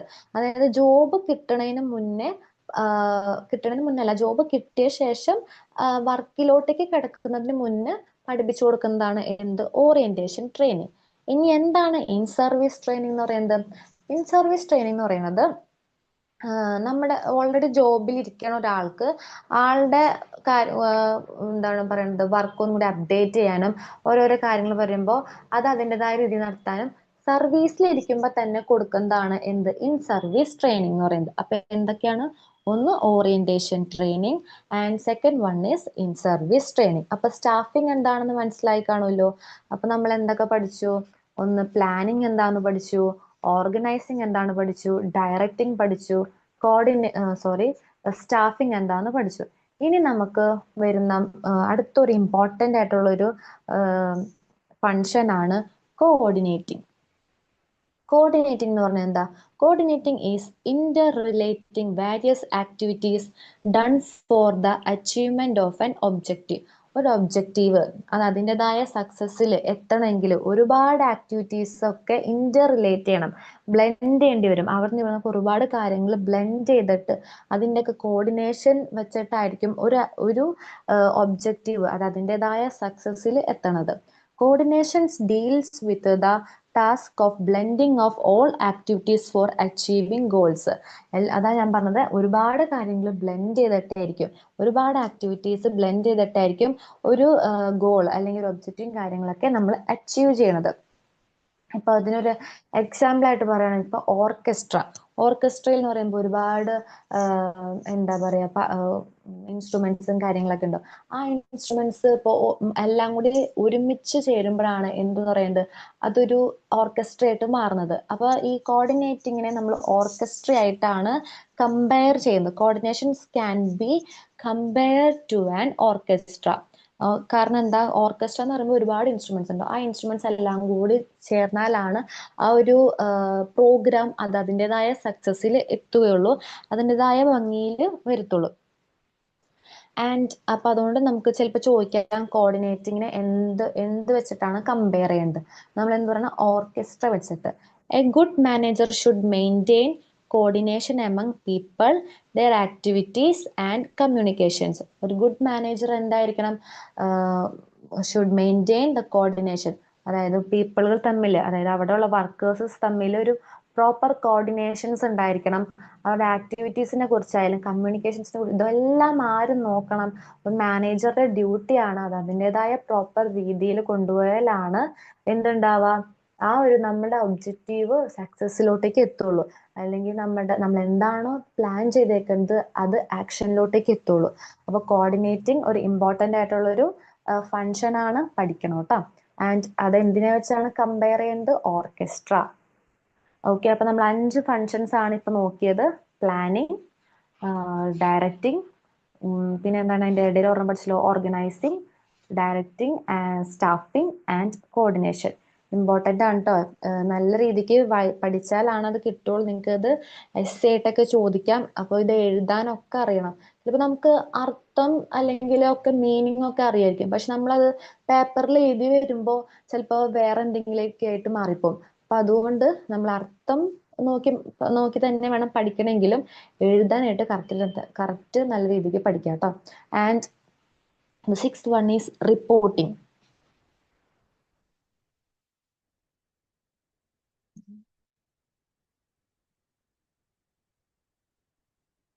Okay. And the sixth one is reporting. Reporting എന്ന് പറഞ്ഞാൽ എന്താ മക്കളെ? Reporting is a process of giving information regarding the progress achieved to the higher authority. Simple ആയിട്ട് പറയുകയാണെങ്കിൽ ഒരു വർക്ക്, അതായത് കാലത്ത് മുതൽ വൈകുന്നേരം വരെ വർക്ക് ചെയ്തു. ഈ വർക്ക് ചെയ്തത് നമ്മുടെ ഹയർ അതോറിറ്റിക്ക് അറിയണം. എന്തൊക്കെയാണ് നമ്മൾ വർക്ക് ചെയ്തെന്ന് അറിയണം. നമുക്ക് വർക്ക് ചെയ്യാതിരിക്കാം, നമ്മൾ അവിടെ വന്നിരുന്ന് വെറുതെ ചുമ്മാ ഇരുന്ന് പാട്ടും കേട്ടൊക്കെ ഇരിക്കാം. പക്ഷെ അതെന്താണ് നമ്മൾ വർക്ക് ചെയ്തതെന്ന് ആർക്കറിയണം? ഹയർ അതോറിറ്റിക്ക് അറിയണം. അപ്പൊ നമ്മൾ എന്ത് ചെയ്യും, കാലത്ത് തുടങ്ങി വൈകുന്നേരം വരെ ചെയ്ത വർക്കിന്റെ ഒരു റിപ്പോർട്ട് നമ്മൾ തയ്യാറാക്കണം. അതാണ് ഇവിടെ പറയുന്നത്. Reporting is a process of giving information regarding the progress achieve to the higher authority. നമ്മൾ അച്ചീവ് ചെയ്ത പ്രോഗ്രസിന്റെ അല്ലെങ്കിൽ നമ്മൾ ചെയ്ത ഒരു കാര്യത്തിന്റെ എന്താണ് നമ്മൾ ചെയ്തത് അത് ഹയർ അതോറിറ്റിക്ക് അറിയണമെങ്കിൽ എന്ത് നടത്തണം? റിപ്പോർട്ട് നമുക്ക് കൊടുക്കണം. ഈ റിപ്പോർട്ട് വേണം നമുക്ക് ഒന്നില്ലെങ്കിൽ നേരിട്ട് സംസാരിച്ച് അങ്ങനെ ചെയ്യാം, അല്ലെങ്കിൽ റിട്ടേൺ അങ്ങനെയും ചെയ്യാം, അല്ലെങ്കിൽ മെസ്സേജസ്, ഇമെയിൽ, ടെലഫോൺ, അങ്ങനെ ഏത് വഴിയും നമുക്ക് എന്ത് ചെയ്യാം? റിപ്പോർട്ടിംഗ് കൊടുക്കാം. ഇത് നിങ്ങൾക്ക് ചോദിക്കാം, dash is a process of giving information regarding the progress achieved to the higher authority. അങ്ങനെ ചോദിച്ചാൽ നിങ്ങൾ എഴുതണം, എന്ത് എഴുതണം? Reporting. Reporting is a process of giving information regarding the progress achieved to higher authority. ഈ ഓരോ സെന്റൻസ് അത് അതേപോലെ തന്നെ പഠിക്കേണ്ടി വരും. കാരണം അങ്ങനെ തന്നെ ഡയറക്റ്റ് നിങ്ങൾക്ക് ക്വസ്റ്റ്യൻ വരും. അപ്പൊ അത് ഓരോ റിപ്പോർട്ടിംഗ് നമുക്കറിയാം, ഹയർ അതോറിറ്റിക്ക് റിപ്പോർട്ട് കൊടുക്കുക, അടുത്തത് കോർഡിനേഷൻ, ഇങ്ങനെ. പക്ഷെ അങ്ങനെ നമുക്ക് അർത്ഥം കിട്ടും. പക്ഷെ അതിൽ നിന്ന് ഒരു വേർഡ് ചോദിച്ചു അല്ലെങ്കിൽ ഒരു സെന്റൻസ് ചോദിച്ചു കഴിഞ്ഞു കഴിഞ്ഞാൽ അത് കോർഡിനേഷൻ ആണ് അല്ലെങ്കിൽ റിപ്പോർട്ടാണ്, അത് പ്ലാനിങ്ങിൽ വരുന്നതാണ് എന്നൊരു ഐഡിയ ഉണ്ടാവണമെങ്കിൽ നമ്മൾ എന്ത് വേണം? നോട്ട്സ് നല്ല രീതിക്ക് വായിക്കുക. തന്നിരിക്കുന്ന നോട്ട്സ് നല്ല രീതിക്ക് തന്നെ വായിച്ചാലാണ് അത് കിട്ടുള്ളൂ കേട്ടോ. അപ്പൊ റിപ്പോർട്ടിംഗ് എന്താണെന്ന് മനസ്സിലായില്ലേ? ഇനി റിപ്പോർട്ടിംഗ് നമുക്ക് ചെയ്ത് കഴിഞ്ഞാൽ എന്തൊക്കെയാണ് അതിന്റെ മെറിറ്റ്സ്?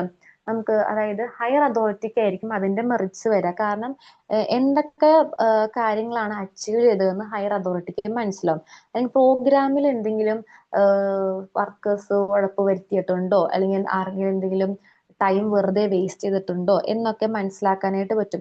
അതേപോലെ നമുക്ക് എന്തെങ്കിലും കമന്റ്സും കാര്യങ്ങളൊക്കെ പറയണമെങ്കിൽ ഈ റിപ്പോർട്ട് കൊടുത്താലാണ് പറയാൻ പറ്റുള്ളൂ. And difficulties in carry out എന്തെങ്കിലും ഫങ്ഷൻസ് ഡിഫിക്കൽട്ടീസ് അങ്ങനെ എന്തെങ്കിലുമൊക്കെ ഉണ്ടെങ്കിൽ ഈ റിപ്പോർട്ട് കൊടുത്തു കഴിയുമ്പോഴാണ് നമുക്ക് അതൊക്കെ കിട്ടുള്ളൂ. And reporting system is also known as management information system.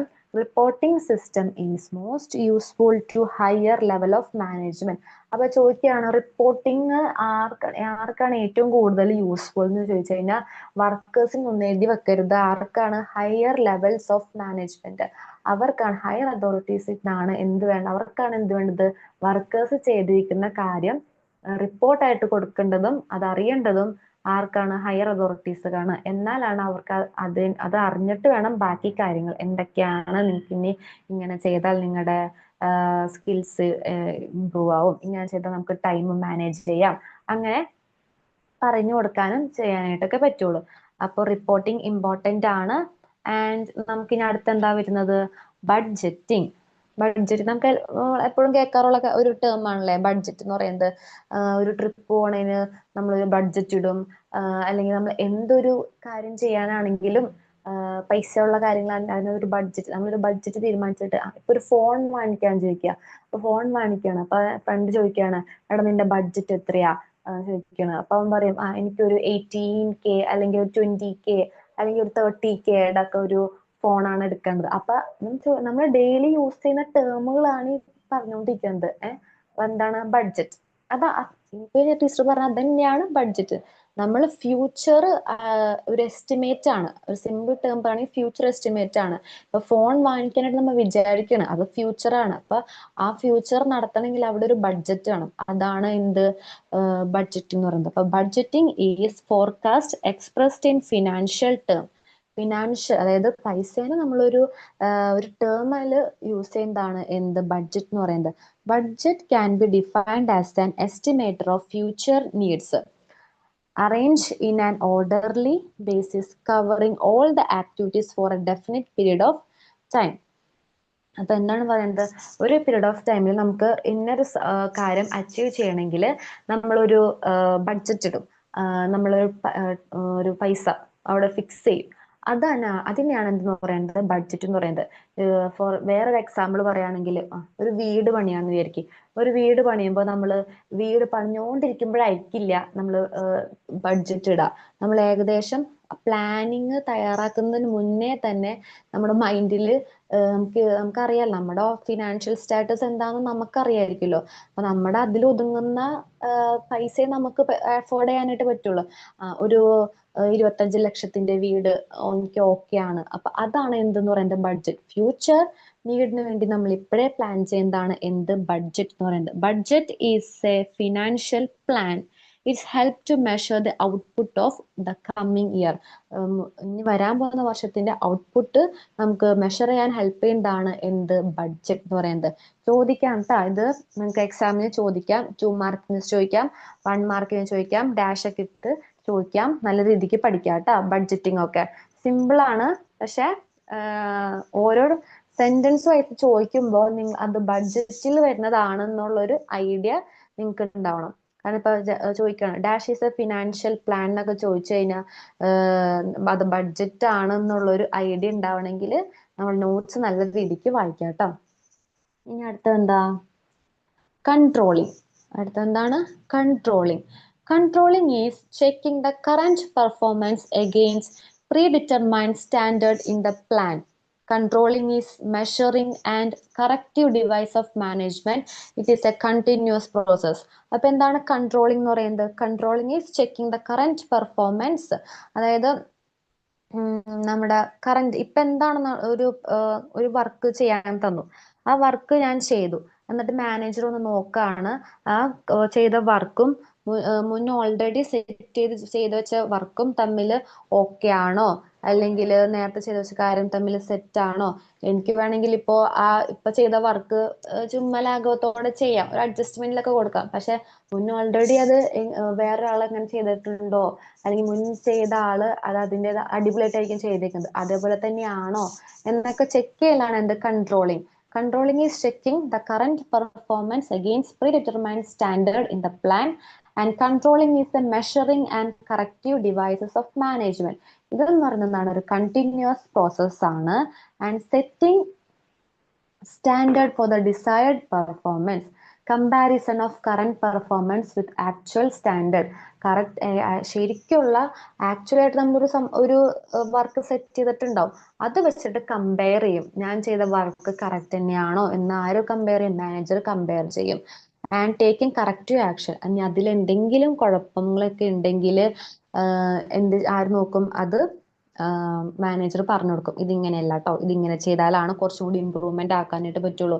അതിൽ നമ്മുടെ മുന്നേ ചെയ്ത കാര്യങ്ങൾ ഇങ്ങനെയൊക്കെയാണ്, പക്ഷെ ഇതിൽ നിന്ന് താങ്കൾ ചെയ്ത കാര്യം കുറവാണ്, പക്ഷെ അതിന് എന്താ പറയുക, ഇമ്പ്രൂവ് എന്തായാലും വേണം. അപ്പൊ അതൊക്കെ നോക്കുന്നതാണ് എന്ത് കൺട്രോളിംഗ് എന്ന് പറയണത്. എ ഗുഡ് കൺട്രോളർ എന്തായിരിക്കണം?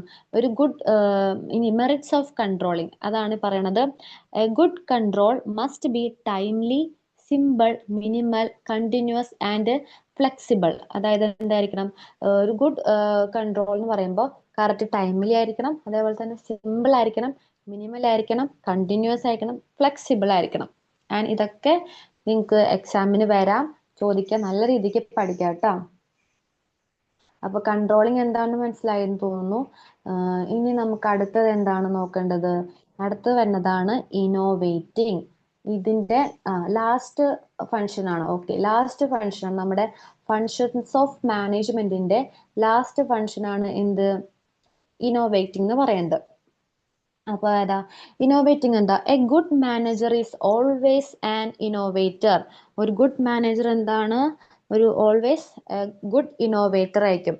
Manager has to develop new ideas himself, combine all ideas into new ones. അതായത് മാനേജർ എന്താണ്? ആള് തന്നെ പുതിയ പുതിയ ഐഡിയാസുകളൊക്കെ കൊണ്ടുവരും, അതേപോലെ തന്നെ പല ഐഡിയാസുകളൊക്കെ മറ്റേതിൽ നിന്ന് എടുക്കും, വേറെ എന്തെങ്കിലും ഒക്കെ കിട്ടി അത് എടുക്കും, എന്നിട്ട് ഇതൊക്കെ പുതിയ പുതിയ ഐഡിയാസുകളൊക്കെ ഉണ്ടാക്കി നമ്മുടെ വർക്കേഴ്സിന് കൊടുക്കും. And pick out ideas from other field, മറ്റ് ഫീൽഡുകളിൽ നിന്ന് ഐഡിയാസ് ഒക്കെ എടുത്ത് എന്ത് ചെയ്യും? സ്വന്തം ഓൺ ഫീൽഡിലേക്ക് അഡോപ്റ്റ് ചെയ്യും. അതാണ് പറയുന്നത് a good manager is always an innovator. Manager has to develop new ideas himself, combine all ideas into new ones, pick out ideas from other fields and adopt them to his own field. മറ്റു ഫീൽഡുകളിൽ നിന്ന് ഐഡിയാസും കാര്യങ്ങളും, അല്ലെങ്കിൽ സ്വന്തമായിട്ട് ideas set ചെയ്തിട്ട് അതൊക്കെ സ്വന്തം ഫീൽഡിലേക്ക് കൊണ്ടുവരിക എന്നത് ആണ് ഒരു ഗുഡ് മാനേജർ എന്ന് പറയുന്നത്. ആൻഡ് അതുകൊണ്ടാണ് പറയുന്നത് മാനേജർ എന്ന് പറയുന്നത് ഒരു കാറ്റലിസ്റ്റ് ആയിട്ടാണ് കമ്പയർ ചെയ്തേക്കുന്നത്. കാറ്റലിസ്റ്റ് എന്ന് പറഞ്ഞാൽ എന്താ? നമ്മ കെമിസ്ട്രിയിലായിരിക്കും ഏറ്റവും കൂടുതൽ കാറ്റലിസ്റ്റ് എന്ന് കേട്ടിട്ടുള്ളത് അല്ലെ. കാറ്റലിസ്റ്റ് എന്താ? ഒരു റിയാക്ഷൻ, അതായത് കെമിസ്ട്രിയിൽ കെമിക്കലിൽ ഒരു റിയാക്ഷൻ ഉണ്ടാവും, ആ റിയാക്ഷൻസിന്റെ സ്പീഡ് കൂട്ടുന്ന ചുമതല ആർക്കാണ്? കാറ്റലിസ്റ്റിനാണ്. അതേപോലെ തന്നെയാണ് ഒരു മാനേജർക്ക് തന്റെ ഫീൽഡിലെ വർക്കേഴ്സിന്റെ ആയാലും അല്ലെങ്കിൽ വർക്കിന്റെ ആയാലും സ്പീഡ് കൂട്ടേണ്ട ഉത്തരവാദിത്തം ആർക്കാണ്? മാനേജർക്കാണ്. He has act as an catalyst and stimulate other developed and carry out innovation.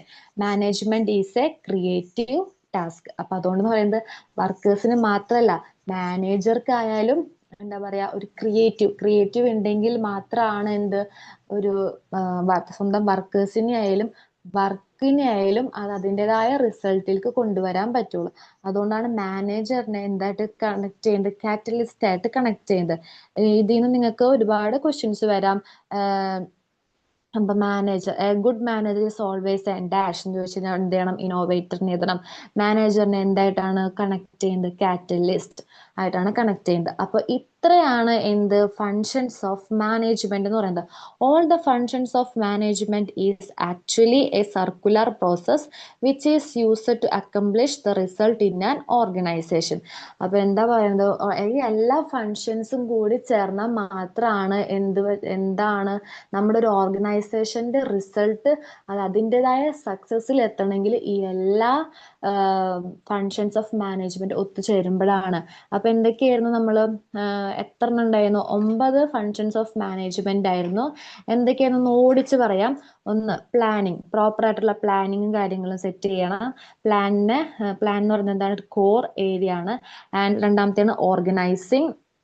Plan അതിൻ്റെതായ സക്സസിൽ എത്തണമെങ്കിൽ എന്ത് വേണം? ഓർഗനൈസിങ് വേണം. ഓർഗനൈസിങ് ഉണ്ടായാലാണ് പ്ലാൻ ആക്ഷനിലോട്ടേക്ക് വരുള്ളൂ. അല്ലെങ്കിൽ പ്ലാൻ ഉണ്ടായി മാറും, തിയറി ആയിട്ടിരിക്കും. ആൻഡ് മൂന്നാമത്തേന് directing. Directing is deciding what is to be done in situation. ഓരോ സിറ്റുവേഷൻസിൽ എന്താണ് ചെയ്യേണ്ടത് എന്നുള്ളത് വർക്കേഴ്സിന് പറഞ്ഞു കൊടുക്കലാണ് എന്ത്? ഡയറക്റ്റ് എന്ന് പറയുന്നത്. സ്റ്റാഫിംഗ് എന്ന് പറഞ്ഞാൽ എന്താ?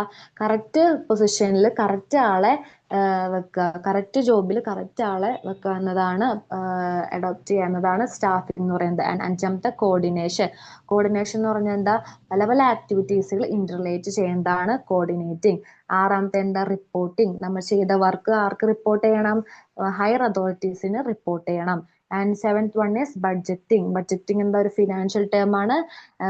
അത് നമ്മുടെ ഫ്യൂച്ചർ എസ്റ്റിമേറ്റ് ആണ്. ഫ്യൂച്ചറിക്കുള്ള കാര്യം, ഫ്യൂച്ചറിക്കുള്ള എന്താണ് ചെയ്യേണ്ടത് അതിന്റെ ബഡ്ജറ്റ് പ്രസന്റിൽ ഇടുന്നതാണ് എന്ത്? ബഡ്ജറ്റ് എന്ന് പറയുന്നത്. എട്ടാമത്തത് കൺട്രോളിങ്. കൺട്രോളിങ് എന്ന് പറഞ്ഞാൽ എന്താ? കമ്പാരിസൺ ആണ്. കറന്റ് പെർഫോമൻസിനെ പ്രീ ഡിറ്റർമൈൻഡ് സ്റ്റാൻഡേർഡ് വെച്ചിട്ട് കമ്പാരിസൺ ചെയ്യുക, അതാണ് കൺട്രോളിങ് എന്ന് പറയുന്നത്. And the ninth and last one is innovating. Innovating എന്ന് പറയുന്നത് എന്താ? നമുക്കറിയാം, ഇന്നോവേറ്റിംഗ് മെയിൻ ആയിട്ട് പറഞ്ഞുകൊണ്ടിരിക്കുന്നത് മാനേജറെ കുറിച്ചാണ്. മാനേജർ മറ്റു ഫീൽഡിൽ നിന്നോ അല്ലെങ്കിൽ സ്വയം ഒരുപാട് ഐഡിയാസും കാര്യങ്ങളൊക്കെ കൊണ്ടുവന്ന് ബ്ലെൻഡ് ചെയ്ത് വർക്കേഴ്സിന് പറഞ്ഞു കൊടുക്കുക, ആൻഡ് അവർക്ക് വേണ്ട കാര്യങ്ങളൊക്കെ ചെയ്യുക. ആൻഡ് മാനേജറുടെ എന്തായിട്ടാണ് കമ്പയർ ചെയ്യുന്നത്? കാറ്റലിസ്റ്റ് ആയിട്ടാണ് കമ്പയർ ചെയ്യുന്നത്. അപ്പോൾ ഇത്രയെന്ന് പറയുന്നത് ഒരു ഇമ്പോർട്ടൻറ്റ് പോർഷൻ ആണ് ഫങ്ഷൻസ് ഓഫ് മാനേജ്മെന്റ് എന്ന് പറയുന്നത്. നിങ്ങൾക്ക് ഇത് 15 മാർക്കിന് ചോദിക്കാം. അതേപോലെ ഓരോ ഫങ്ഷൻസും 2 മാർക്കിന് ചോദിക്കാം, 1 മാർക്കിന് ചോദിക്കാം. നല്ല രീതിക്ക് അത് പഠിക്കണം കേട്ടോ. ഇനി ഇതെന്ന് പറയുന്നത് ടീച്ചർ നേരത്തെ പറഞ്ഞ തന്നെയാണ്. മാനേജ്മെന്റ് ഓഫ് ഫങ്ഷൻസിൽ എന്താണ്? Controlling, planning, organizing, staffing, directing ഒക്കെ കേട്ടോ. ഇനിയാണ് നമ്മൾ അടുത്ത ഒരു ഇമ്പോർട്ടൻറ്റ് ടോപ്പിക്കും എന്താണ്? Principles of management. Principles of ഈ ഫങ്ഷൻസ് ഓഫ് മാനേജ്മെന്റിന്റെ അതേ ഇമ്പോർട്ടൻസിലൂടെ പഠിക്കേണ്ടതാണ് principles of management. Henry Fayol introduce 14 principles of management presently known as principles of management. Henry Fayol ആണ് 14 പ്രിൻസിപ്പൾസ് കൊണ്ടുവന്നത്. ഈ ഹെൻറി ഫയൽ തന്നെയാണ് പറഞ്ഞത്? മാനേജ്മെന്റിന്റെ ഡെഫിനേഷൻ പറഞ്ഞത്. ഇനി എന്തൊക്കെയാണ് 14 പ്രിൻസിപ്പിൾസ് നമുക്ക് ഓടിച്ചു നോക്കാം. First, division of work, authority and responsibility, discipline, unity of command, unity of direction, subordination of individual interest to general interest, remuneration of personnel, centralization of authority, scalar chain, order, equity, stability of tenure, initiative, express the corps. അപ്പൊ ഈ 14 important ആണ്. 14 അത് അതിൻ്റെതായ ഓർഡറിൽ വൃത്തിക്ക് പഠിക്കുക കേട്ടോ. കാരണം ചോദിക്കും, ഗസ് ആയിട്ട് ചോദിക്കും, നിങ്ങൾ നോക്കിക്കോ, ചോദിച്ചിരിക്കും. And the first one is division of work. Division of work എന്താ മക്കളെ? നമുക്കറിയാം, division of work means dividing the work to be done among the staff.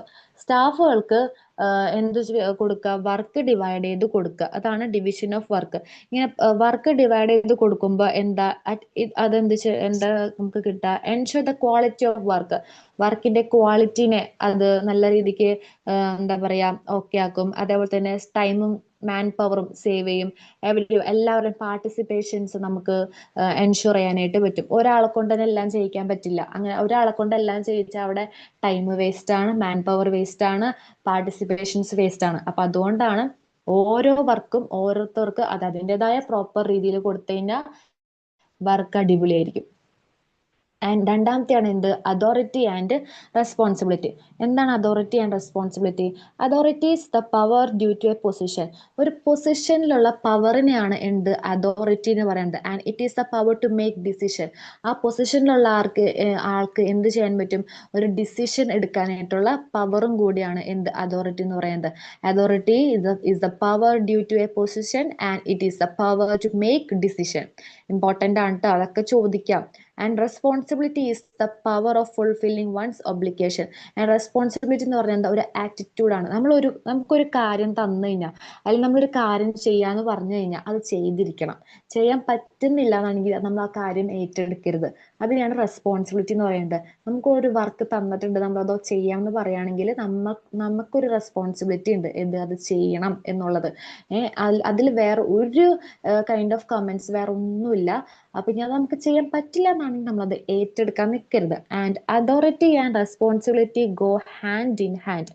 Authority without responsibility affect the efficiency of subordinates and responsibility without authority affect the quality of work.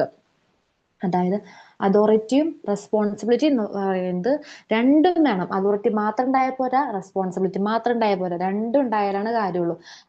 രണ്ടും ഉണ്ടായാലാണ് ഒന്ന് വർക്കിന്റെ quality നോക്കാനും അതേപോലെ സബോർഡിനേറ്റ്സിന്റെ കാര്യങ്ങൾ നോക്കാനും എല്ലാ കാര്യത്തിലും എന്ത് വേണം?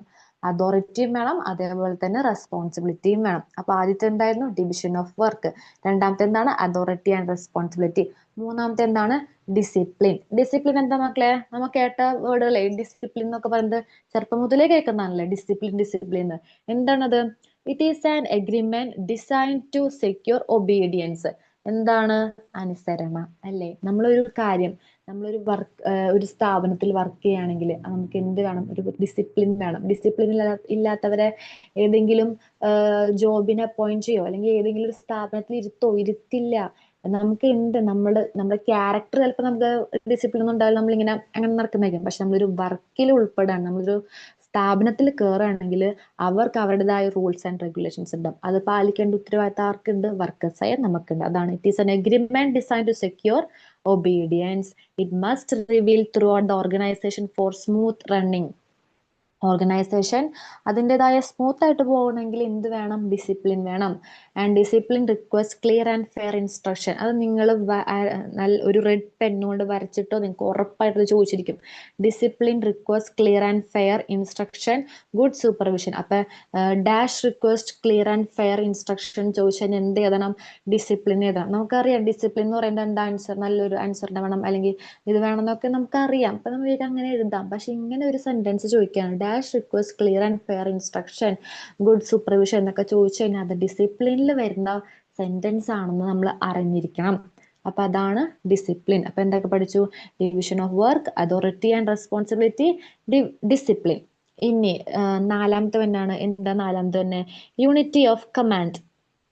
എന്താണ്? Employees must receive order from one authority only. There should be unity of command in an organizations to avoid confusion. Employees ഒരൊറ്റ അതോറിറ്റിന്ന് മാത്രമേ എന്ത് സ്വീകരിക്കാൻ പാടുള്ളൂ? ഓർഡർ റിസീവ് ചെയ്യാനായിട്ട് പാടുള്ളൂ. പല കൈൻഡ് ഓഫ് ഓർഡേഴ്സും കാര്യങ്ങളൊക്കെ വരും. ഒരു സ്ഥാപനത്തിലായാലും പല കമന്റ്സും പല ഓർഡറുകളൊക്കെ വരും. പക്ഷെ നമുക്ക് ആരാണോ ഉത്തരവാദപ്പെട്ട് തന്നേക്കുന്നത് അവരിൽ നിന്ന് മാത്രമാണ് നമ്മൾ നമ്മുടെ ഓർഡറുകൾ കാര്യങ്ങളൊക്കെ സ്വീകരിക്കാൻ പാടുള്ളൂ. അല്ലെങ്കിൽ എന്ത് പറ്റും? അല്ലെങ്കിൽ അത് അവിടെ കൺഫ്യൂഷൻസും കാര്യങ്ങളൊക്കെ രൂപപ്പെടും. അപ്പൊ അതാണ് unity of command. Unity of കമാൻഡിന് എന്താന്ന് ചോദിച്ചാൽ പെട്ടെന്ന് ഇതാണ് അതിൽ ഉദ്ദേശിക്കണമെന്ന് അറിയണമെങ്കിൽ നമ്മളത് വായിച്ചേ പറ്റൂ. അപ്പൊ എന്തൊക്കെയാണ്? Division of work, authority and responsibility, discipline, unity of command. അഞ്ചാമത്തെ എന്താണ് മക്കളെ? Unity of direction. എന്താണ് യൂണിറ്റി ഓഫ് ഡയറക്ഷൻ കൊണ്ട് പറയുന്നത്? There should be one head and one plan for each group of activities. നമ്മളൊരു ആക്ടിവിറ്റി എടുക്കുകയാണെങ്കിൽ ആദ്യം നമ്മൾ എന്താ ചെയ്യുക? ഒരു ലീഡറെ തെരഞ്ഞെടുക്കും അല്ലെ? ഒരു ഹെഡിനെ തെരഞ്ഞെടുക്കും. അപ്പൊ എന്തൊരു കാര്യം ചെയ്യാനും ഒരൊറ്റ ഹെഡേ പാടുള്ളൂ. There should be one head and അതേപോലെ തന്നെ one plan for an activities having same objectives. Another words that should be one common plan for institution as a whole. ഇതിൽ എന്തെങ്കിലും ഒരു ഡീവിയേഷൻസ് വന്നു കഴിഞ്ഞാൽ അത് അപ്പം തന്നെ കണ്ടുപിടിച്ചിട്ട് അതങ്ങോട്ട് പാരലൈസ് ചെയ്യുക. കാരണം എന്ന് വെച്ച് കഴിഞ്ഞാൽ അങ്ങനെ ചെയ്തില്ലെങ്കിൽ പല ഡയറക്ഷൻസും കാര്യങ്ങളും വരാണെങ്കിൽ കൺഫ്യൂഷൻസ് ആവും, എങ്ങോട്ട് പോകണമെന്ന് അറിയാത്ത രീതിയിലായിപ്പോവും, നമ്മുടെ വർക്കിനെ എഫക്ട് ചെയ്യും. അപ്പൊ അങ്ങനെ എന്തെങ്കിലും ഇടയിൽ കൂടി എന്തെങ്കിലുമൊക്കെ വന്നു കഴിഞ്ഞാൽ അപ്പൊ തന്നെ പാരലൈസ് ചെയ്യുക. അതാണ് പറയുന്നത് ഒരൊറ്റ ഹെഡ് ഒരു ഒബ്ജക്റ്റിന്, സെയിം ഒബ്ജക്റ്റീവ്സിനാണെങ്കിൽ one head and one plan. അത് ഓർത്താൽ മതി. സെയിം ഒബ്ജക്റ്റീവ്സിനാണെങ്കിൽ എന്താണ്? One head one plan. അതാണ് യൂണിറ്റി ഓഫ് ഡയറക്ഷൻ. ഓക്കെ, അപ്പൊ നമ്മൾ 5 പഠിച്ചത്. Division of work, authority and responsibility, discipline, unity of command, unity of direction. ഇനി subordination of individual interest to general interest. എന്താണ്? ചിലപ്പോൾ ഓരോരുത്തർക്ക് ഇപ്പൊ ഒരു ഇൻഡിവിജ്വൽ ഒരു ഐഡിയ പറയാണ്, അല്ലെങ്കിൽ ഒരു ഇൻട്രസ്റ്റ് പറയാണ്. അത് അത് പറഞ്ഞ ശേഷം അത് ബാക്കിയുള്ള എല്ലാവരുടെ അത് അടിപൊളിയാണ്, അത് ഓക്കെ ആണെങ്കിൽ നമ്മൾ അത് കൺസിഡർ ചെയ്യണം. അതാണ് പറയുന്നത്. Interest of individuals should not be permitted to supersede upon the general interest. Effort should be made to reconcile individual interest with a common interest. അപ്പൊ അതെന്തായാലും ഇപ്പൊ ഈ 6 നമ്മളിപ്പോ നോക്കിയത്. നല്ല രീതിക്ക് വായിക്കാം കേട്ടോ. ഇനി 7ാമത്തെ എന്താണ്? റിമ്യൂണറേഷൻ ഓഫ് പേഴ്സണൽ എന്ന് പറഞ്ഞാൽ എന്താണ്? റിമ്യൂണറേഷൻ ഓഫ് പേഴ്സണൽ എന്ന് പറഞ്ഞു കഴിഞ്ഞാൽ it is the price paid to employee for service rendered by him. അതായത് എന്താ? ഒരു സർവീസ് ചെയ്തുകൊണ്ടിരിക്കുന്ന ആൾക്ക്, അല്ലെങ്കിൽ അവർക്ക് അവരുടെ സാറ്റിസ്ഫാക്ഷന്, ആ ഒരു എംപ്ലോയിക്ക് തനിക്ക് കിട്ടേണ്ട സാറ്റിസ്ഫാക്ഷനിൽ കിട്ടുന്നത്ര പ്രൈസ് കൊടുക്കുക, എമൗണ്ട് കൊടുക്കുക. അത് ആ എംപ്ലോയിയുടെ താൻ ചെയ്ത വർക്കിന് സാറ്റിസ്ഫൈഡ് ആണെങ്കിൽ അത് എംപ്ലോയീസിന് ഹാപ്പി ആയിരിക്കും. അതാണ് റെമ്യൂണറേഷൻ ഓഫ് പേഴ്സണൽ കൊണ്ട് ഉദ്ദേശിക്കുന്നത്. ആൻഡ് 8ാമത്തെയാണ് എന്താ പറയുന്നത്? അവിടെ ഒരു ഇതുണ്ട്, ഞാൻ എന്തായാലും മാറ്റിയിട്ട് അയച്ചുതരാം കേട്ടോ. സെൻട്രലൈസേഷൻ ഓഫ് അതോറിറ്റീസ് എന്നാണ്. ടൈപ്പ് ചെയ്തതിന്റെ ഒരു മിസ്റ്റേക്ക് ആണ്, എന്തായാലും മാറ്റിയിട്ട് അയച്ചിട്ട് തരാം കേട്ടോ. എന്താണ് centralization of authority? Even though responsibility and authority are distributed among officials, the supreme authority should be visited with only one person. അതായത് അതോറിറ്റിയും റെസ്പോൺസിബിലിറ്റിയും ഒക്കെ ഉണ്ടെങ്കിൽ താനും മെയിൻ സുപ്രീം അതോറിറ്റി ഒരാളെ ആയിരിക്കും വിസിറ്റ് ചെയ്യുക. അതായത് ഇപ്പോൾ ഫോർ എക്സാമ്പിൾ ഒക്കെ എടുക്കണമെങ്കിൽ ഒരു സ്ഥാപനത്തില് വർക്കേഴ്സ് ഉണ്ടാവും. വർക്കേഴ്സിന് മേലെ ഒരു ചിലപ്പോ സെൻട്രൽ അസോസിയേറ്റീവ്സ് ഉണ്ടാവും. അവർക്ക് മേലെ വേറെ മെയിൻ ആൾക്കാരുണ്ടാവും. അവർക്ക് മേലെ മെയിൻ ആൾക്കാരുണ്ടാവും. അതായത് ആ സ്ഥാപനത്തിന്റെ ഉടമ അങ്ങനെയൊക്കെ പറയുന്നുണ്ടാവും. ആ ആള് ഈ ഏറ്റവും അടിയിലത്തെ വർക്കേഴ്സിനെ പോയി കാണുന്നില്ല. അവരെ പോയി വളരെ റയർലി ആയിരിക്കും അവരോട് പോയി കമ്മ്യൂണിക്കേറ്റ് ചെയ്യുക. ഈ മെയിൻ ആള് അതിന്റെ താഴത്തുള്ള ആളോട് ഒരാളോടായിരിക്കും ഇങ്ങനെ കാര്യങ്ങളൊക്കെ നിങ്ങൾ ഇങ്ങനെയൊക്കെ ചെയ്യിക്കണം, വർക്കേഴ്സിനെ കൊണ്ട് ഇതൊക്കെ ചെയ്യിക്കണം, ഇന്ന ദിവസങ്ങളിൽ ഇന്ന കാര്യങ്ങളൊക്കെ ചെയ്യിക്കണം എന്നൊക്കെ ഒരൊറ്റ ആളെ കൊണ്ടായിരിക്കും പറയാ. ആ ആളായിരിക്കും വർക്കേഴ്സിനോട്, ബാക്കിയുള്ള വർക്കേഴ്സിനോട് ഈ കാര്യങ്ങളൊക്കെ കമ്മ്യൂണിക്കേറ്റ് ചെയ്യേണ്ടത്. അതാണ് സെൻട്രലൈസേഷൻ ഓഫ് അതോറിറ്റീസ് എന്ന് പറയുന്നത്. അവിടെ സ്പെല്ലിംഗ് മിസ്റ്റേക്ക് ഉണ്ട്, അത് ഞാൻ എന്തായാലും മാറ്റാട്ടോ, മാറ്റിയിട്ട് അയച്ചിട്ട് തരാം കേട്ടോ. And the 9th one is scalar chain. Important ആണ് കേട്ടോ. സ്കേലാർ ചെയിൻ വരും, ചോദ്യമായിട്ട് വരും. 2 മാർക്കിനൊക്കെ ചോദിക്കാം. എന്താണ് സ്കേലാർ ചെയിൻ എന്നൊക്കെ ചോദിക്കാൻ ചാൻസ് ഉണ്ട്. എന്താണ് scalar chain? There should be an unbroken line of authority and command through all level from top to bottom. അതായത് ടോപ്പ് ടു ബോട്ടം ഒരു അൺബ്രോക്കൺ ലൈൻ ഉണ്ട്. അതായത് ഏറ്റവും മുകളില് മെയിൻ ഒരു സ്ഥാപനത്തിന്റെ മെയിൻ ആള്, അതിന്റെ അടിയില് അടുത്ത ആള്, അതിന്റെ അടിയില് സെൻട്രൽ അസോസിയേറ്റ്, അതിന്റെ അടിയില് വർക്കേഴ്സ്, അങ്ങനെ ഒരു അൺബ്രോക്കൺ ലൈൻ ആണ്. There should be an unbroken line of authority and command. അതോറിറ്റിക്കും കമാൻഡിനും ഇടയിൽ ഒരു അൺബ്രോക്കൺ ലൈൻ ആണ്. And through all level from top to bottom. ഇനി അടുത്തത് എന്താണ് മക്കളെ? ഓർഡർ. ഓർഡർ എന്ന് പറഞ്ഞാൽ എന്താ? Everything in an organization, man, material etcetera should have a proper place. Disorder affect the efficiency of an organization. അതായത് നമുക്കറിയാം എല്ലാത്തിനും അതിൻ്റെതായ ഒരു ഓർഡർ ഉണ്ട്. ആ ഓർഡറിൽ ചെയ്താൽ മാത്രമാണ് അതിനൊരു വൃത്തി ഉണ്ടാവുള്ളൂ. അതിന് ഒരു പ്രോപ്പർ പ്ലേസ് ഉണ്ടാവും.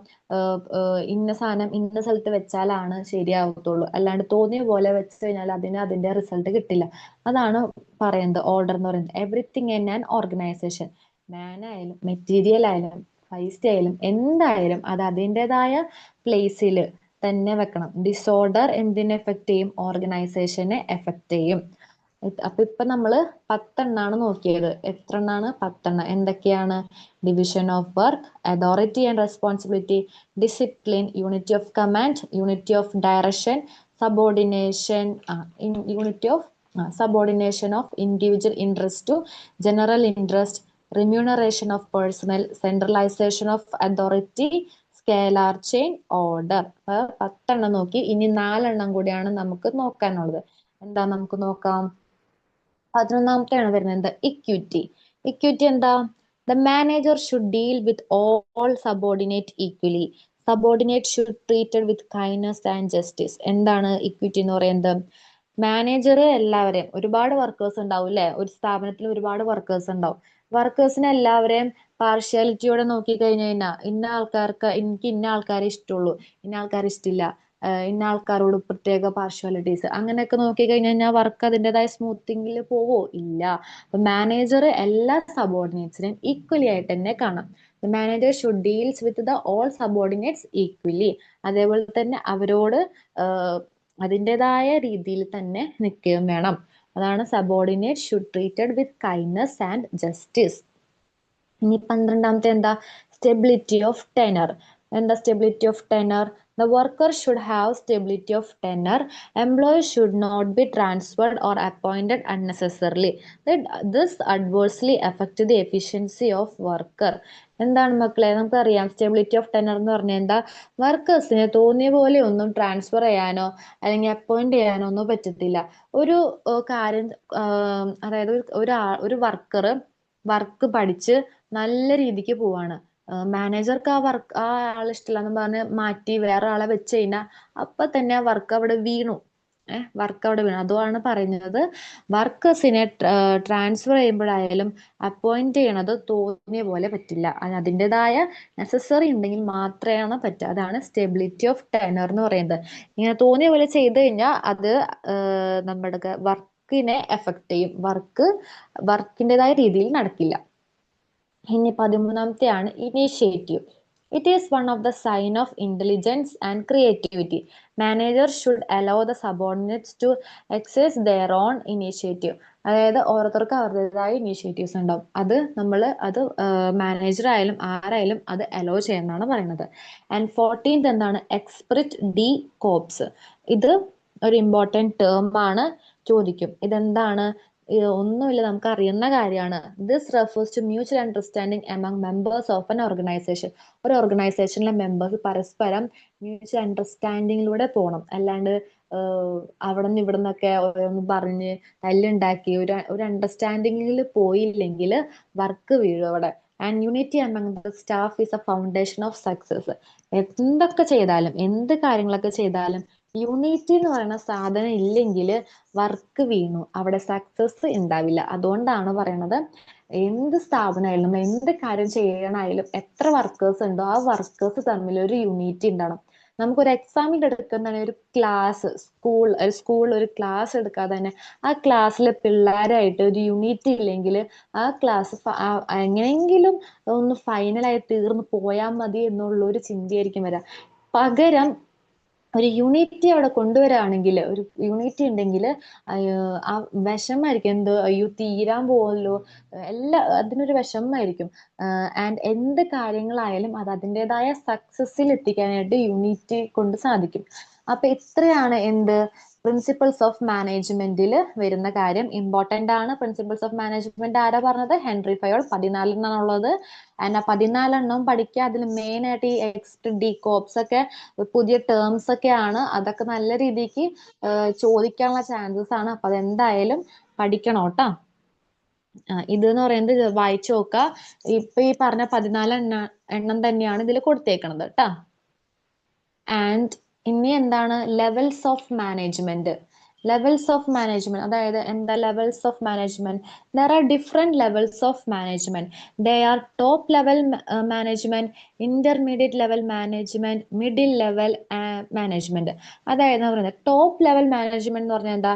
The function of top level management is administration, set objectives, define goals, policy making, framing rules. അതായത് മെയിൻ സ്ഥാപനത്തിന്റെ ഏറ്റവും ടോപ്പിലിരിക്കുന്നവർ അവരാണ് ഗോൾസ് ഉണ്ടാക്കുന്നത്. അതേപോലെ തന്നെ പോളിസി എന്താണ് ഫ്രെയിം ചെയ്യുന്നത്, റൂൾസ് റെഗുലേഷൻസ് കാര്യങ്ങളൊക്കെ സെറ്റ് ചെയ്യണത് ആരായിരിക്കും? ടോപ്പ് ലെവൽ മാനേജ്മെന്റ് ആയിരിക്കും. ഫോർ എക്സാമ്പിൾ പറയുന്നത് ഇപ്പൊ പ്രസിഡന്റ് ഓഫ് കമ്പനിയുടെ പ്രസിഡന്റ് അല്ലെങ്കിൽ ബോർഡ് ഓഫ് ഡയറക്ടർ, ഇതൊക്കെ എന്ന് പറയുന്നത് ടോപ്പ് ലെവൽ മാനേജ്മെന്റിൽ വരുന്നതാണ്. ഇനി അതിന്റെ അടിയിൽ വരുന്നതാണ് ഇന്റർമീഡിയറ്റ് ലെവൽ മാനേജ്മെന്റ്.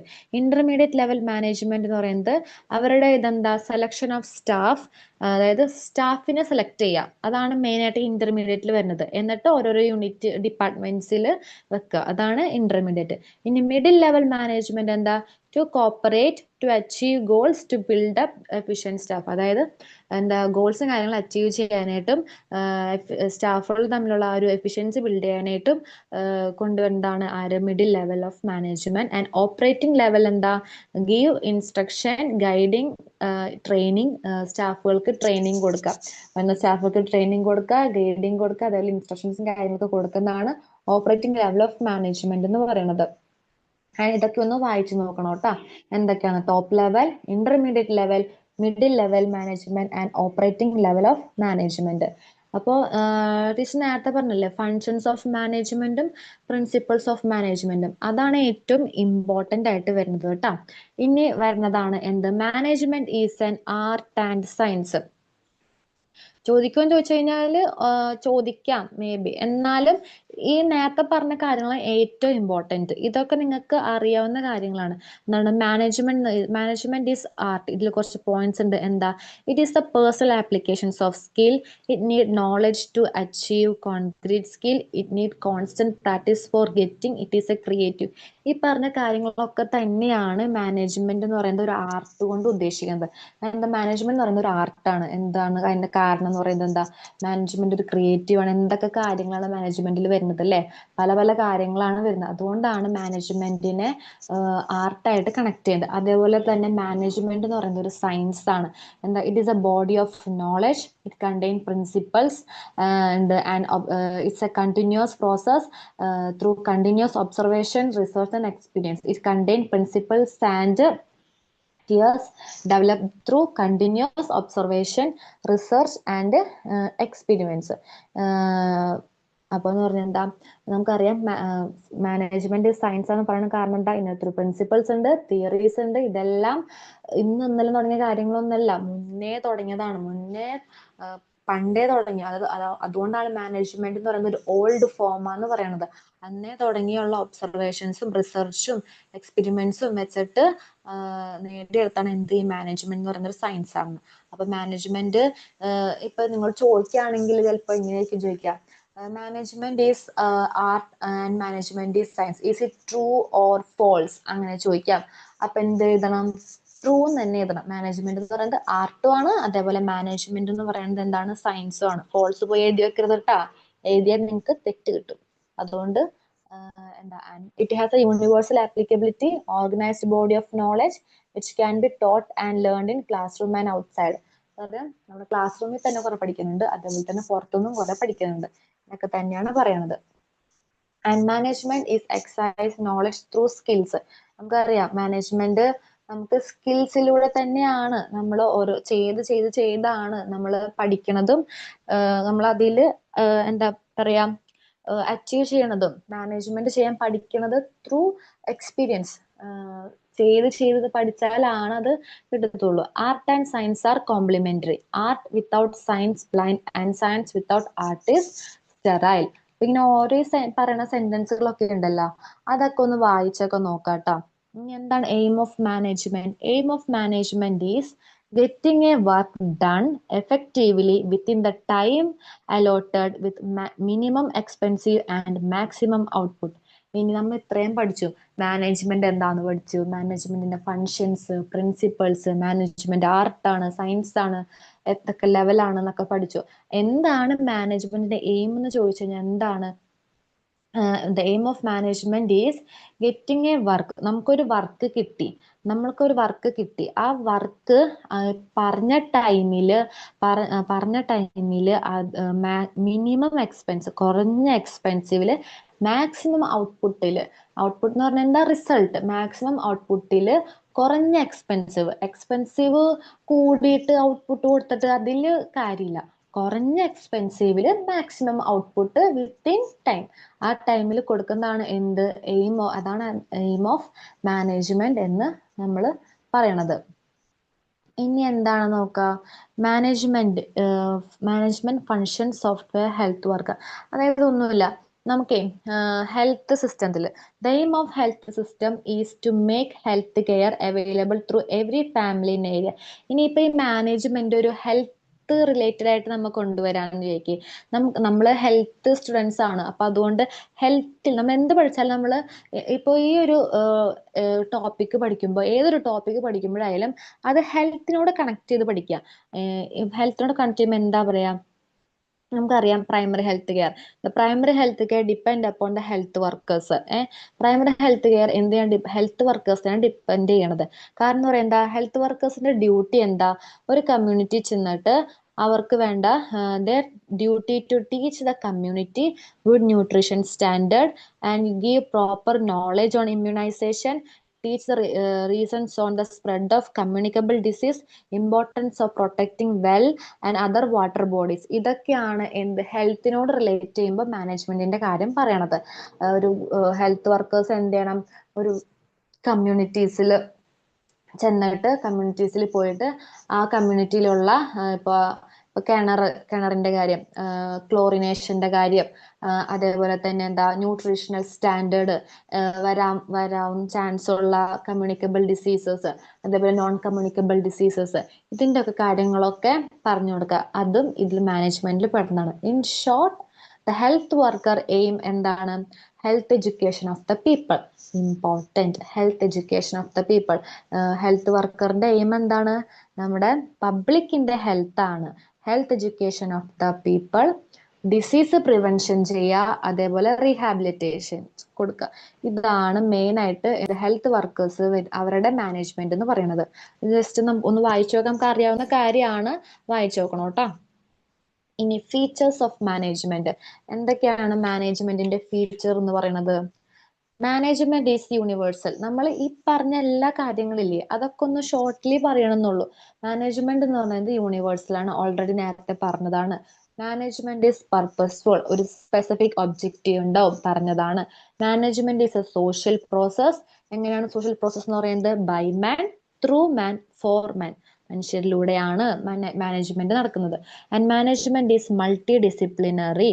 മാനേജ്മെന്റ് എന്ന് പറയുന്നത് കണ്ടിന്യൂസ് പ്രോസസ് ആണ്, ഓൾറെഡി പറഞ്ഞു. Management is situational and act according to situation. Management is an executive function. Management is an art and science. Management is an intangible force. അപ്പൊ ഇതെല്ലാം നമുക്കിപ്പോ ഇതിപ്പോ വിചാരിക്കും എന്തിനാണ് ഇതൊക്കെ നോക്കണേന്ന്. നമുക്കൊരു എസ് ഒക്കെ എഴുതാൻ വന്നാല് മാനേജ്മെന്റ് എന്ന് ചോദിച്ചിട്ട് എസ് എഴുതാൻ പറഞ്ഞാല് ഇതൊക്കെ എഴുതിയാൽ അതിനനുസരിച്ച് മാർക്ക് കിട്ടും. പിന്നെ നമുക്ക് ഒരു ഐഡിയ എന്താണ് മാനേജ്മെന്റ്, ഓൾറെഡി ടീച്ചർ ഇതൊക്കെ പറഞ്ഞതിന്റെ ഒരു സമ്മറൈസ് ആണ്. മാനേജ്മെന്റ് എന്ന് പറയുന്നത് യൂണിവേഴ്സ് ആണ്, പർപ്പസ്ഫുൾ ആണ്, സോഷ്യൽ പ്രോസസ് ആണ്, കണ്ടിന്യൂസ് ആണ്, സിറ്റുവേഷണൽ ആണ്. അപ്പൊ ഇതൊക്കെ നിങ്ങൾക്ക് ചോദിക്കാം. Dash is an executive function എന്നൊക്കെ ചോദിച്ചാൽ എന്താ മാനേജ്മെന്റ്, അല്ലെങ്കിൽ management is an continuous process, true or false ചോദിച്ചാൽ എന്താ, ട്രൂ ആണ്. അപ്പൊ ഇതൊക്കെ അങ്ങനെയൊക്കെ, അല്ലെങ്കിൽ മാനേജ്മെന്റ് ഇസ് ഇൻടാഞ്ചിബിൾ ഫോഴ്സ് അങ്ങനെ ചോദിച്ചു കഴിഞ്ഞാൽ അത് ട്രൂ ആണോ ഫോൾസ് ആണോ എന്ന് ചോദിച്ചു കഴിഞ്ഞാൽ ഫോൾസ് എഴുതി വെക്കരുത്, ട്രൂ ആണത്. അപ്പൊ അങ്ങനെ നമുക്കത് അറിയണമെങ്കിൽ നമ്മൾ നോട്ട് നല്ല രീതിക്ക് വായിക്കാം കേട്ടോ. ഇനി എലമെന്റ്സ് ഓഫ് മാനേജ്മെന്റ്. മാനേജ്മെന്റിന്റെ എലമെന്റ്സ് വേറെ ഒന്നുമില്ല, ഇപ്പൊ പറഞ്ഞു തന്നെയാണ്. ഒന്ന് problem identification, assessment of resources, implementation, evaluation and monitoring. ഇപ്പൊ പറഞ്ഞ കാര്യങ്ങളൊക്കെ തന്നെയാണ് ഇതിൽ വരുന്നത് കേട്ടോ. കൂടുതലൊന്നും നമ്മൾ ഇത്രയും നേരം പറഞ്ഞ എന്താണോ അതൊക്കെ തന്നെയാണ്. പ്രോബ്ലം ഐഡന്റിഫിക്കേഷൻ, എന്താണ് ചെയ്യേണ്ടതെന്ന് ഐഡന്റിഫൈ ചെയ്യുക. അസസ്മെന്റ് ഓഫ് റിസോഴ്സസും കാര്യങ്ങളും അസസ്മെന്റ് ചെയ്യുക. എന്താണ് ചെയ്യേണ്ടത്, ഇംപ്ലിമെന്റ് ചെയ്യുക, അതായത് ഓർഗനൈസിങ് പ്രോഗ്രാം ഷെഡ്യൂൾ ഇംപ്ലിമെന്റ് ചെയ്യുക. And monitoring and evaluation, implement ചെയ്തിട്ട് അങ്ങോട്ട് പോയാൽ മതിയോ, പറ്റില്ല. നമ്മൾ ചെയ്ത കാര്യം സക്സസ് ആയോ, എന്താണ് അതിന്റെ ഫീഡ്ബാക്ക്, അതൊക്കെ നോക്കണമെങ്കിൽ മോണിറ്റർ ചെയ്യണം, അതിനെപ്പറ്റി ഇവാലുവേറ്റ് ചെയ്യണം. Check and make sure the program is progressing and satisfactory. നമ്മൾ ചെയ്ത പ്രോഗ്രാം അത് അതിൻ്റെതായ അടിപൊളിയിലാണോ നടക്കുന്നത്, എല്ലാ കാര്യങ്ങളും ഓക്കെ ആണോന്ന് നമ്മൾ ചെക്ക് ചെയ്യണം. ഫീച്ചേഴ്സ് ഓഫ് മാനേജ്മെന്റ് ഇതൊക്കെ തന്നെ നേരത്തെ പറഞ്ഞു തന്നെയാണ് ഫീച്ചേഴ്സ് ഓഫ് മാനേജ്മെന്റ്. ഇതൊക്കെ ജസ്റ്റ് ഒന്ന് വായിച്ചു നോക്കാം കേട്ടോ. കണ്ട management is intangible, management is indispensable, management disposable ആണോ ഇൻഡിസ്പെൻസിബിൾ ആണോ, അതൊക്കെ നോക്കാം കേട്ടോ. ആൻഡ് ഓക്കെ, അപ്പോൾ നമ്മൾ ഇത്ര നേരം എന്തൊക്കെയാണ് നോക്കിയത് ഒന്ന് ജസ്റ്റ് ഒന്ന് പറഞ്ഞു പോവാട്ടോ. എന്താണ് മാനേജ്മെന്റ് എന്ന് നോക്കി, മാനേജ്മെന്റിന്റെ ഡെഫിനിഷൻ നോക്കി, മാനേജ്മെന്റിന്റെ ഫങ്ഷൻസ് നോക്കി. എത്ര ഫങ്ഷൻസ് ഉണ്ടായിരുന്നു? 9 ഫങ്ഷൻസ് ഉണ്ടായിരുന്നു. 9 ഫങ്ഷൻസ് എന്തായാലും പഠിക്കാം കേട്ടോ. പിന്നെ എന്നിട്ട് നമ്മൾ പഠിച്ചത് മാനേജ്മെന്റിന്റെ പ്രിൻസിപ്പൾസ്. പ്രിൻസിപ്പൾസ് എത്ര ഉണ്ടായിരുന്നു? 14 പ്രിൻസിപ്പൾസ് ഉണ്ടായിരുന്നു. 14 പ്രിൻസിപ്പൾസ് അതിൻ്റെതായ ഇമ്പോർട്ടൻസ് കൊടുത്ത് പഠിക്കുക. പിന്നെ നമ്മൾ എന്ത് പഠിച്ചു? ഡിഫറെന്റ് ലെവൽസ് ഓഫ് മാനേജ്മെന്റ് അത് വായിച്ചു നോക്കുക. പിന്നെ ഫീച്ചേഴ്സ് ഓഫ് മാനേജ്മെന്റ് പഠിച്ചു, എലമെന്റ്സ് ഓഫ് മാനേജ്മെന്റ് പഠിച്ചു. പിന്നെ മാനേജ്മെന്റ് എന്ന് പറയുന്നത് ആർട്ട് ആൻഡ് സയൻസ് ആണെന്നും കൂടെ നമ്മൾ പഠിച്ചു. ഇനി നമുക്ക് കുറച്ച് ഇമ്പോർട്ടൻസ് ക്വസ്റ്റ്യൻസിലേക്ക് പോവാം. വേറെ പുറത്തൊന്നും ഇട്ടിട്ടില്ല, ഇത്രയും പറഞ്ഞത് എന്നുള്ളത് തന്നെയാണ് പറഞ്ഞേക്കുന്നത്. അപ്പൊ എന്തൊക്കെയാണ് ഇമ്പോർട്ടൻസ് ക്വസ്റ്റ്യൻ? 1 മാർക്കിന് വരുന്ന എന്തൊക്കെയാന്ന് നോക്കാം നമുക്ക് ആദ്യം കേട്ടോ. What is getting things done through people? Already ഞാൻ പറഞ്ഞു. എന്താണ് dash is getting things done through people? Management is getting things done through people. ഇനി രണ്ടാമത്തെയാണ് what are the 3 M's of management? എന്താണ് മക്കളെ 3 M's ഓഫ് മാനേജ്മെന്റ്? ഓൾറെഡി പറഞ്ഞു, സ്റ്റാർട്ടിങ്ങിലെ പറഞ്ഞതാണ്. എന്തൊക്കെയാണ്? മാൻ, മെറ്റീരിയൽ ആൻഡ് മണി. അത് നമ്മൾ പറയും ട്ടാ. സ്റ്റാർട്ടിങ് ആണ്, ഇനി ഇതിന്റെ കണ്ടിന്യൂഷൻ ഉണ്ട്. ഇതിപ്പോ ഫസ്റ്റ് പാർട്ടാണ്. ഇനി നമ്മൾ മാൻ, മെറ്റീരിയൽ, മണി ഏകദേശം ഒരു ഐഡിയ കിട്ടി കാണുമല്ലോ. ഇനി ടൈം മാനേജ്മെന്റ്, അതായത് മാൻ മാനേജ്മെന്റ്, അതായത് പേഴ്സണൽ മാനേജ്മെന്റ് എന്താണെന്നും മെറ്റീരിയൽ മാനേജ്മെന്റ് എന്താണെന്നും മണി മാനേജ്മെന്റ് എന്താണെന്നും നമ്മൾ പഠിക്കും. അപ്പൊ what are the 3 M's of management? എന്താണ്? Man, material and money. ഇനി what is called the fundamental managerial action? എന്താണ് ഫണ്ടമെന്റൽ മാനേജറിയൽ ആക്ഷൻ? പറഞ്ഞു, planning is the fundamental managerial action. അപ്പൊ കണ്ട, അപ്പൊ ഇങ്ങനെയൊക്കെ ആയിരിക്കും ചോദിക്കുക, വാട്ട് ഇസ് ദ ഫണ്ടമെന്റൽ, അല്ലെങ്കിൽ dash is the fundamental managerial action. എന്താണ്? പ്ലാനിങ്. ഓക്കെ. ഇനി നാലാമത്തെ എന്താണ്? സ്റ്റാഫിങ്. സോറി, ഫസ്റ്റ് തന്നെ ഉത്തരം പറഞ്ഞു അല്ലെ. Dash is putting right man on right job. എന്താണ് മക്കളെ putting right man on right job? എളുപ്പല്ലേ അത്? അതിൽ തന്നെ കിട്ടി. എന്താണ്? സ്റ്റാഫിങ്. പക്ഷെ ഒരു വായിക്കാത്ത ഒരാൾക്കാണെങ്കിൽ അത് കിട്ടില്ല. എന്താണ് എന്നുള്ള ഇതിലിരിക്കും. അപ്പൊ അതാണ് നോട്ട് നല്ല രീതിക്ക് വായിച്ചു കഴിഞ്ഞാൽ നമുക്ക് നല്ല രീതിക്ക് ക്വസ്റ്റ്യൻസ് ആൻസർ ചെയ്യാൻ പറ്റും കേട്ടോ. Dash is the process of giving information regarding the progress achieved to higher authority. അതെന്താണ് പ്രോഗ്രസ്? ഹയർ അതോറിറ്റിക്ക് നമ്മൾ കൊടുക്കുന്ന ആ ഇത് എന്താ നമ്മൾ പറയാം? Reporting. Reporting is a process of giving information regarding the progress achieved to higher authority. ഇനി 6th question എന്താ? എ ഗുഡ് മാനേജർ എന്തായിരിക്കും? A good manager is always an innovator. അതിന് ഗുഡ് മാനേജറിനെ നമ്മൾ എന്തായിട്ടാണ് എന്തായിട്ടാണ് പറഞ്ഞിരുന്നത്? ഒരു കാറ്റലിസ്റ്റ് ആയിട്ടാണ് പറഞ്ഞിരുന്നത് കേട്ടോ. അപ്പൊ ഇനി അടുത്തത് എന്താ നോക്കാം. Who introduce 14 principle? ആരാണ്? Henry Fayol. Dash is the power due to a position? എന്താണ് മക്കളെ power due to a position? Authority. ഇനി what is an agreement design to secure obedience? എന്താണ്? Discipline. Which refer to mutual understanding among members of an organization? എന്താണ് അതിന്റെ ഉത്തരം? which refers to mutual understanding among members of an organization. എന്തായാലും ഞാൻ പറഞ്ഞൊരു പുതിയ term ഒക്കെ നമ്മൾ നോക്കിയില്ലേ? എക്സ്പ്രിറ്റ് ഡി കോപ്സ്. അതാണ് ഞാൻ പറഞ്ഞത്. നമുക്ക് ഇങ്ങനെ വായിക്കുമ്പോ ഒക്കെ കിട്ടും, പക്ഷെ നല്ല രീതിക്ക് ഓരോ സെന്റൻസും അത് അതിൻ്റെതായ ഇമ്പോർട്ടൻസിൽ വായിച്ചാലാണ് നമുക്ക് ഇങ്ങനെയൊക്കെ ക്വസ്റ്റ്യൻസ് വരുമ്പോ പെട്ടെന്ന് കിട്ടുകയുള്ളൂ. ഓക്കെ. അപ്പൊ ഇനി ഒരുപാട് ക്വസ്റ്റ്യൻസ് ഉണ്ട് കേട്ടാ. ഞാനിപ്പോ 10 മാത്രമേ അത് പറഞ്ഞിട്ടുള്ളൂ. ഇനിയും ഇത് വായിച്ചു നോക്കി ഇഷ്ടം പോലെ ക്വസ്റ്റ്യൻസ് കിട്ടും. അപ്പൊ നല്ല രീതിക്ക് നോട്ട്സുകൾ വായിക്കാം കേട്ടെ. 2 മാർക്സിന് എന്താണ് ഓർഗനൈസിങ് ചോദിക്കാം, എന്താണ് ഡയറക്റ്റിംഗ്, ബഡ്ജറ്റിംഗ്, ഇന്നോവേറ്റിംഗ്, ഓരോ ഫങ്ഷൻസും ചോദിക്കാം, ഓരോ പ്രിൻസിപ്പിൾസും ഒക്കെ ചോദിക്കാം കേട്ടാ. ഇതൊക്കെ 2 മാർക്സിൽ വരുന്ന ക്വസ്റ്റ്യൻസ് ആണ്. എന്താണ് authority and responsibility, scalar chain, എന്താണ് സ്കേലാർ ചെയിൻ ഒക്കെ വായിച്ചു നോക്കാം കേട്ടോ. എക്സ്പെർട്ട് ഡീകോപ്സ്, വാട്ട് ഈസ് എക്സ്പെർട്ട് ഡീകോപ്സ്, ഇതൊക്കെ ചോദിക്കാം. ഇനി എസ്സേയിൽ മെയിൻ ആയിട്ട് വരുന്നത് ഒന്ന് ഫങ്ഷൻസ് ഓഫ് മാനേജ്മെന്റ്, രണ്ട് പ്രിൻസിപ്പൾസ് ഓഫ് മാനേജ്മെന്റ്. ഈ പറഞ്ഞതിൽ ഞാൻ ഇന്ന് വരെ എടുത്തതിൽ നിങ്ങൾക്ക് എസ്സേയിൽ ചോദിക്കുന്നത് ഫങ്ഷൻസ് ഓഫ് മാനേജ്മെന്റ് അല്ലെങ്കിൽ principles of management. Functions of മാനേജ്മെന്റും പ്രിൻസിപ്പൾസ് ഓഫ് മാനേജ്മെന്റും വന്നാൽ നിങ്ങൾക്ക് കിട്ടില്ല, എന്തായാലും കിട്ടും എന്ന് വിശ്വസിക്കുന്നു കേട്ടോ. നല്ല രീതിക്ക് പഠിക്കുക. അപ്പൊ ഇത്രേ ഉള്ളൂ ഇന്നത്തെ നമ്മുടെ സെക്ഷൻ എന്ന് പറയുന്നത്, ഇത്രേ ഉള്ളൂ. എല്ലാവർക്കും മനസ്സിലായി കാണുമെന്ന് വിശ്വസിക്കുന്നു. എന്തെങ്കിലും ഡൗട്ടും കാര്യങ്ങളൊക്കെ ഉണ്ടെങ്കിൽ ഒന്നെങ്കിൽ കമന്റ് സെക്ഷനിൽ പറയാ, അല്ലെങ്കിൽ എങ്ങനെയാ വെച്ച് കഴിഞ്ഞാൽ നോക്കാം, ഇവിടെ കമന്റ്സ് ഉണ്ടല്ലോ, ഇത് കാണുമ്പോൾ പറയാം കേട്ടോ. അപ്പോൾ നമ്മുടെ ഇന്നത്തെ സെക്ഷൻ ഇവിടെ നിർത്താണ്. എല്ലാവർക്കും ഇഷ്ടപ്പെട്ടെന്ന് വിശ്വസിക്കുന്നു. And okay, thank you all.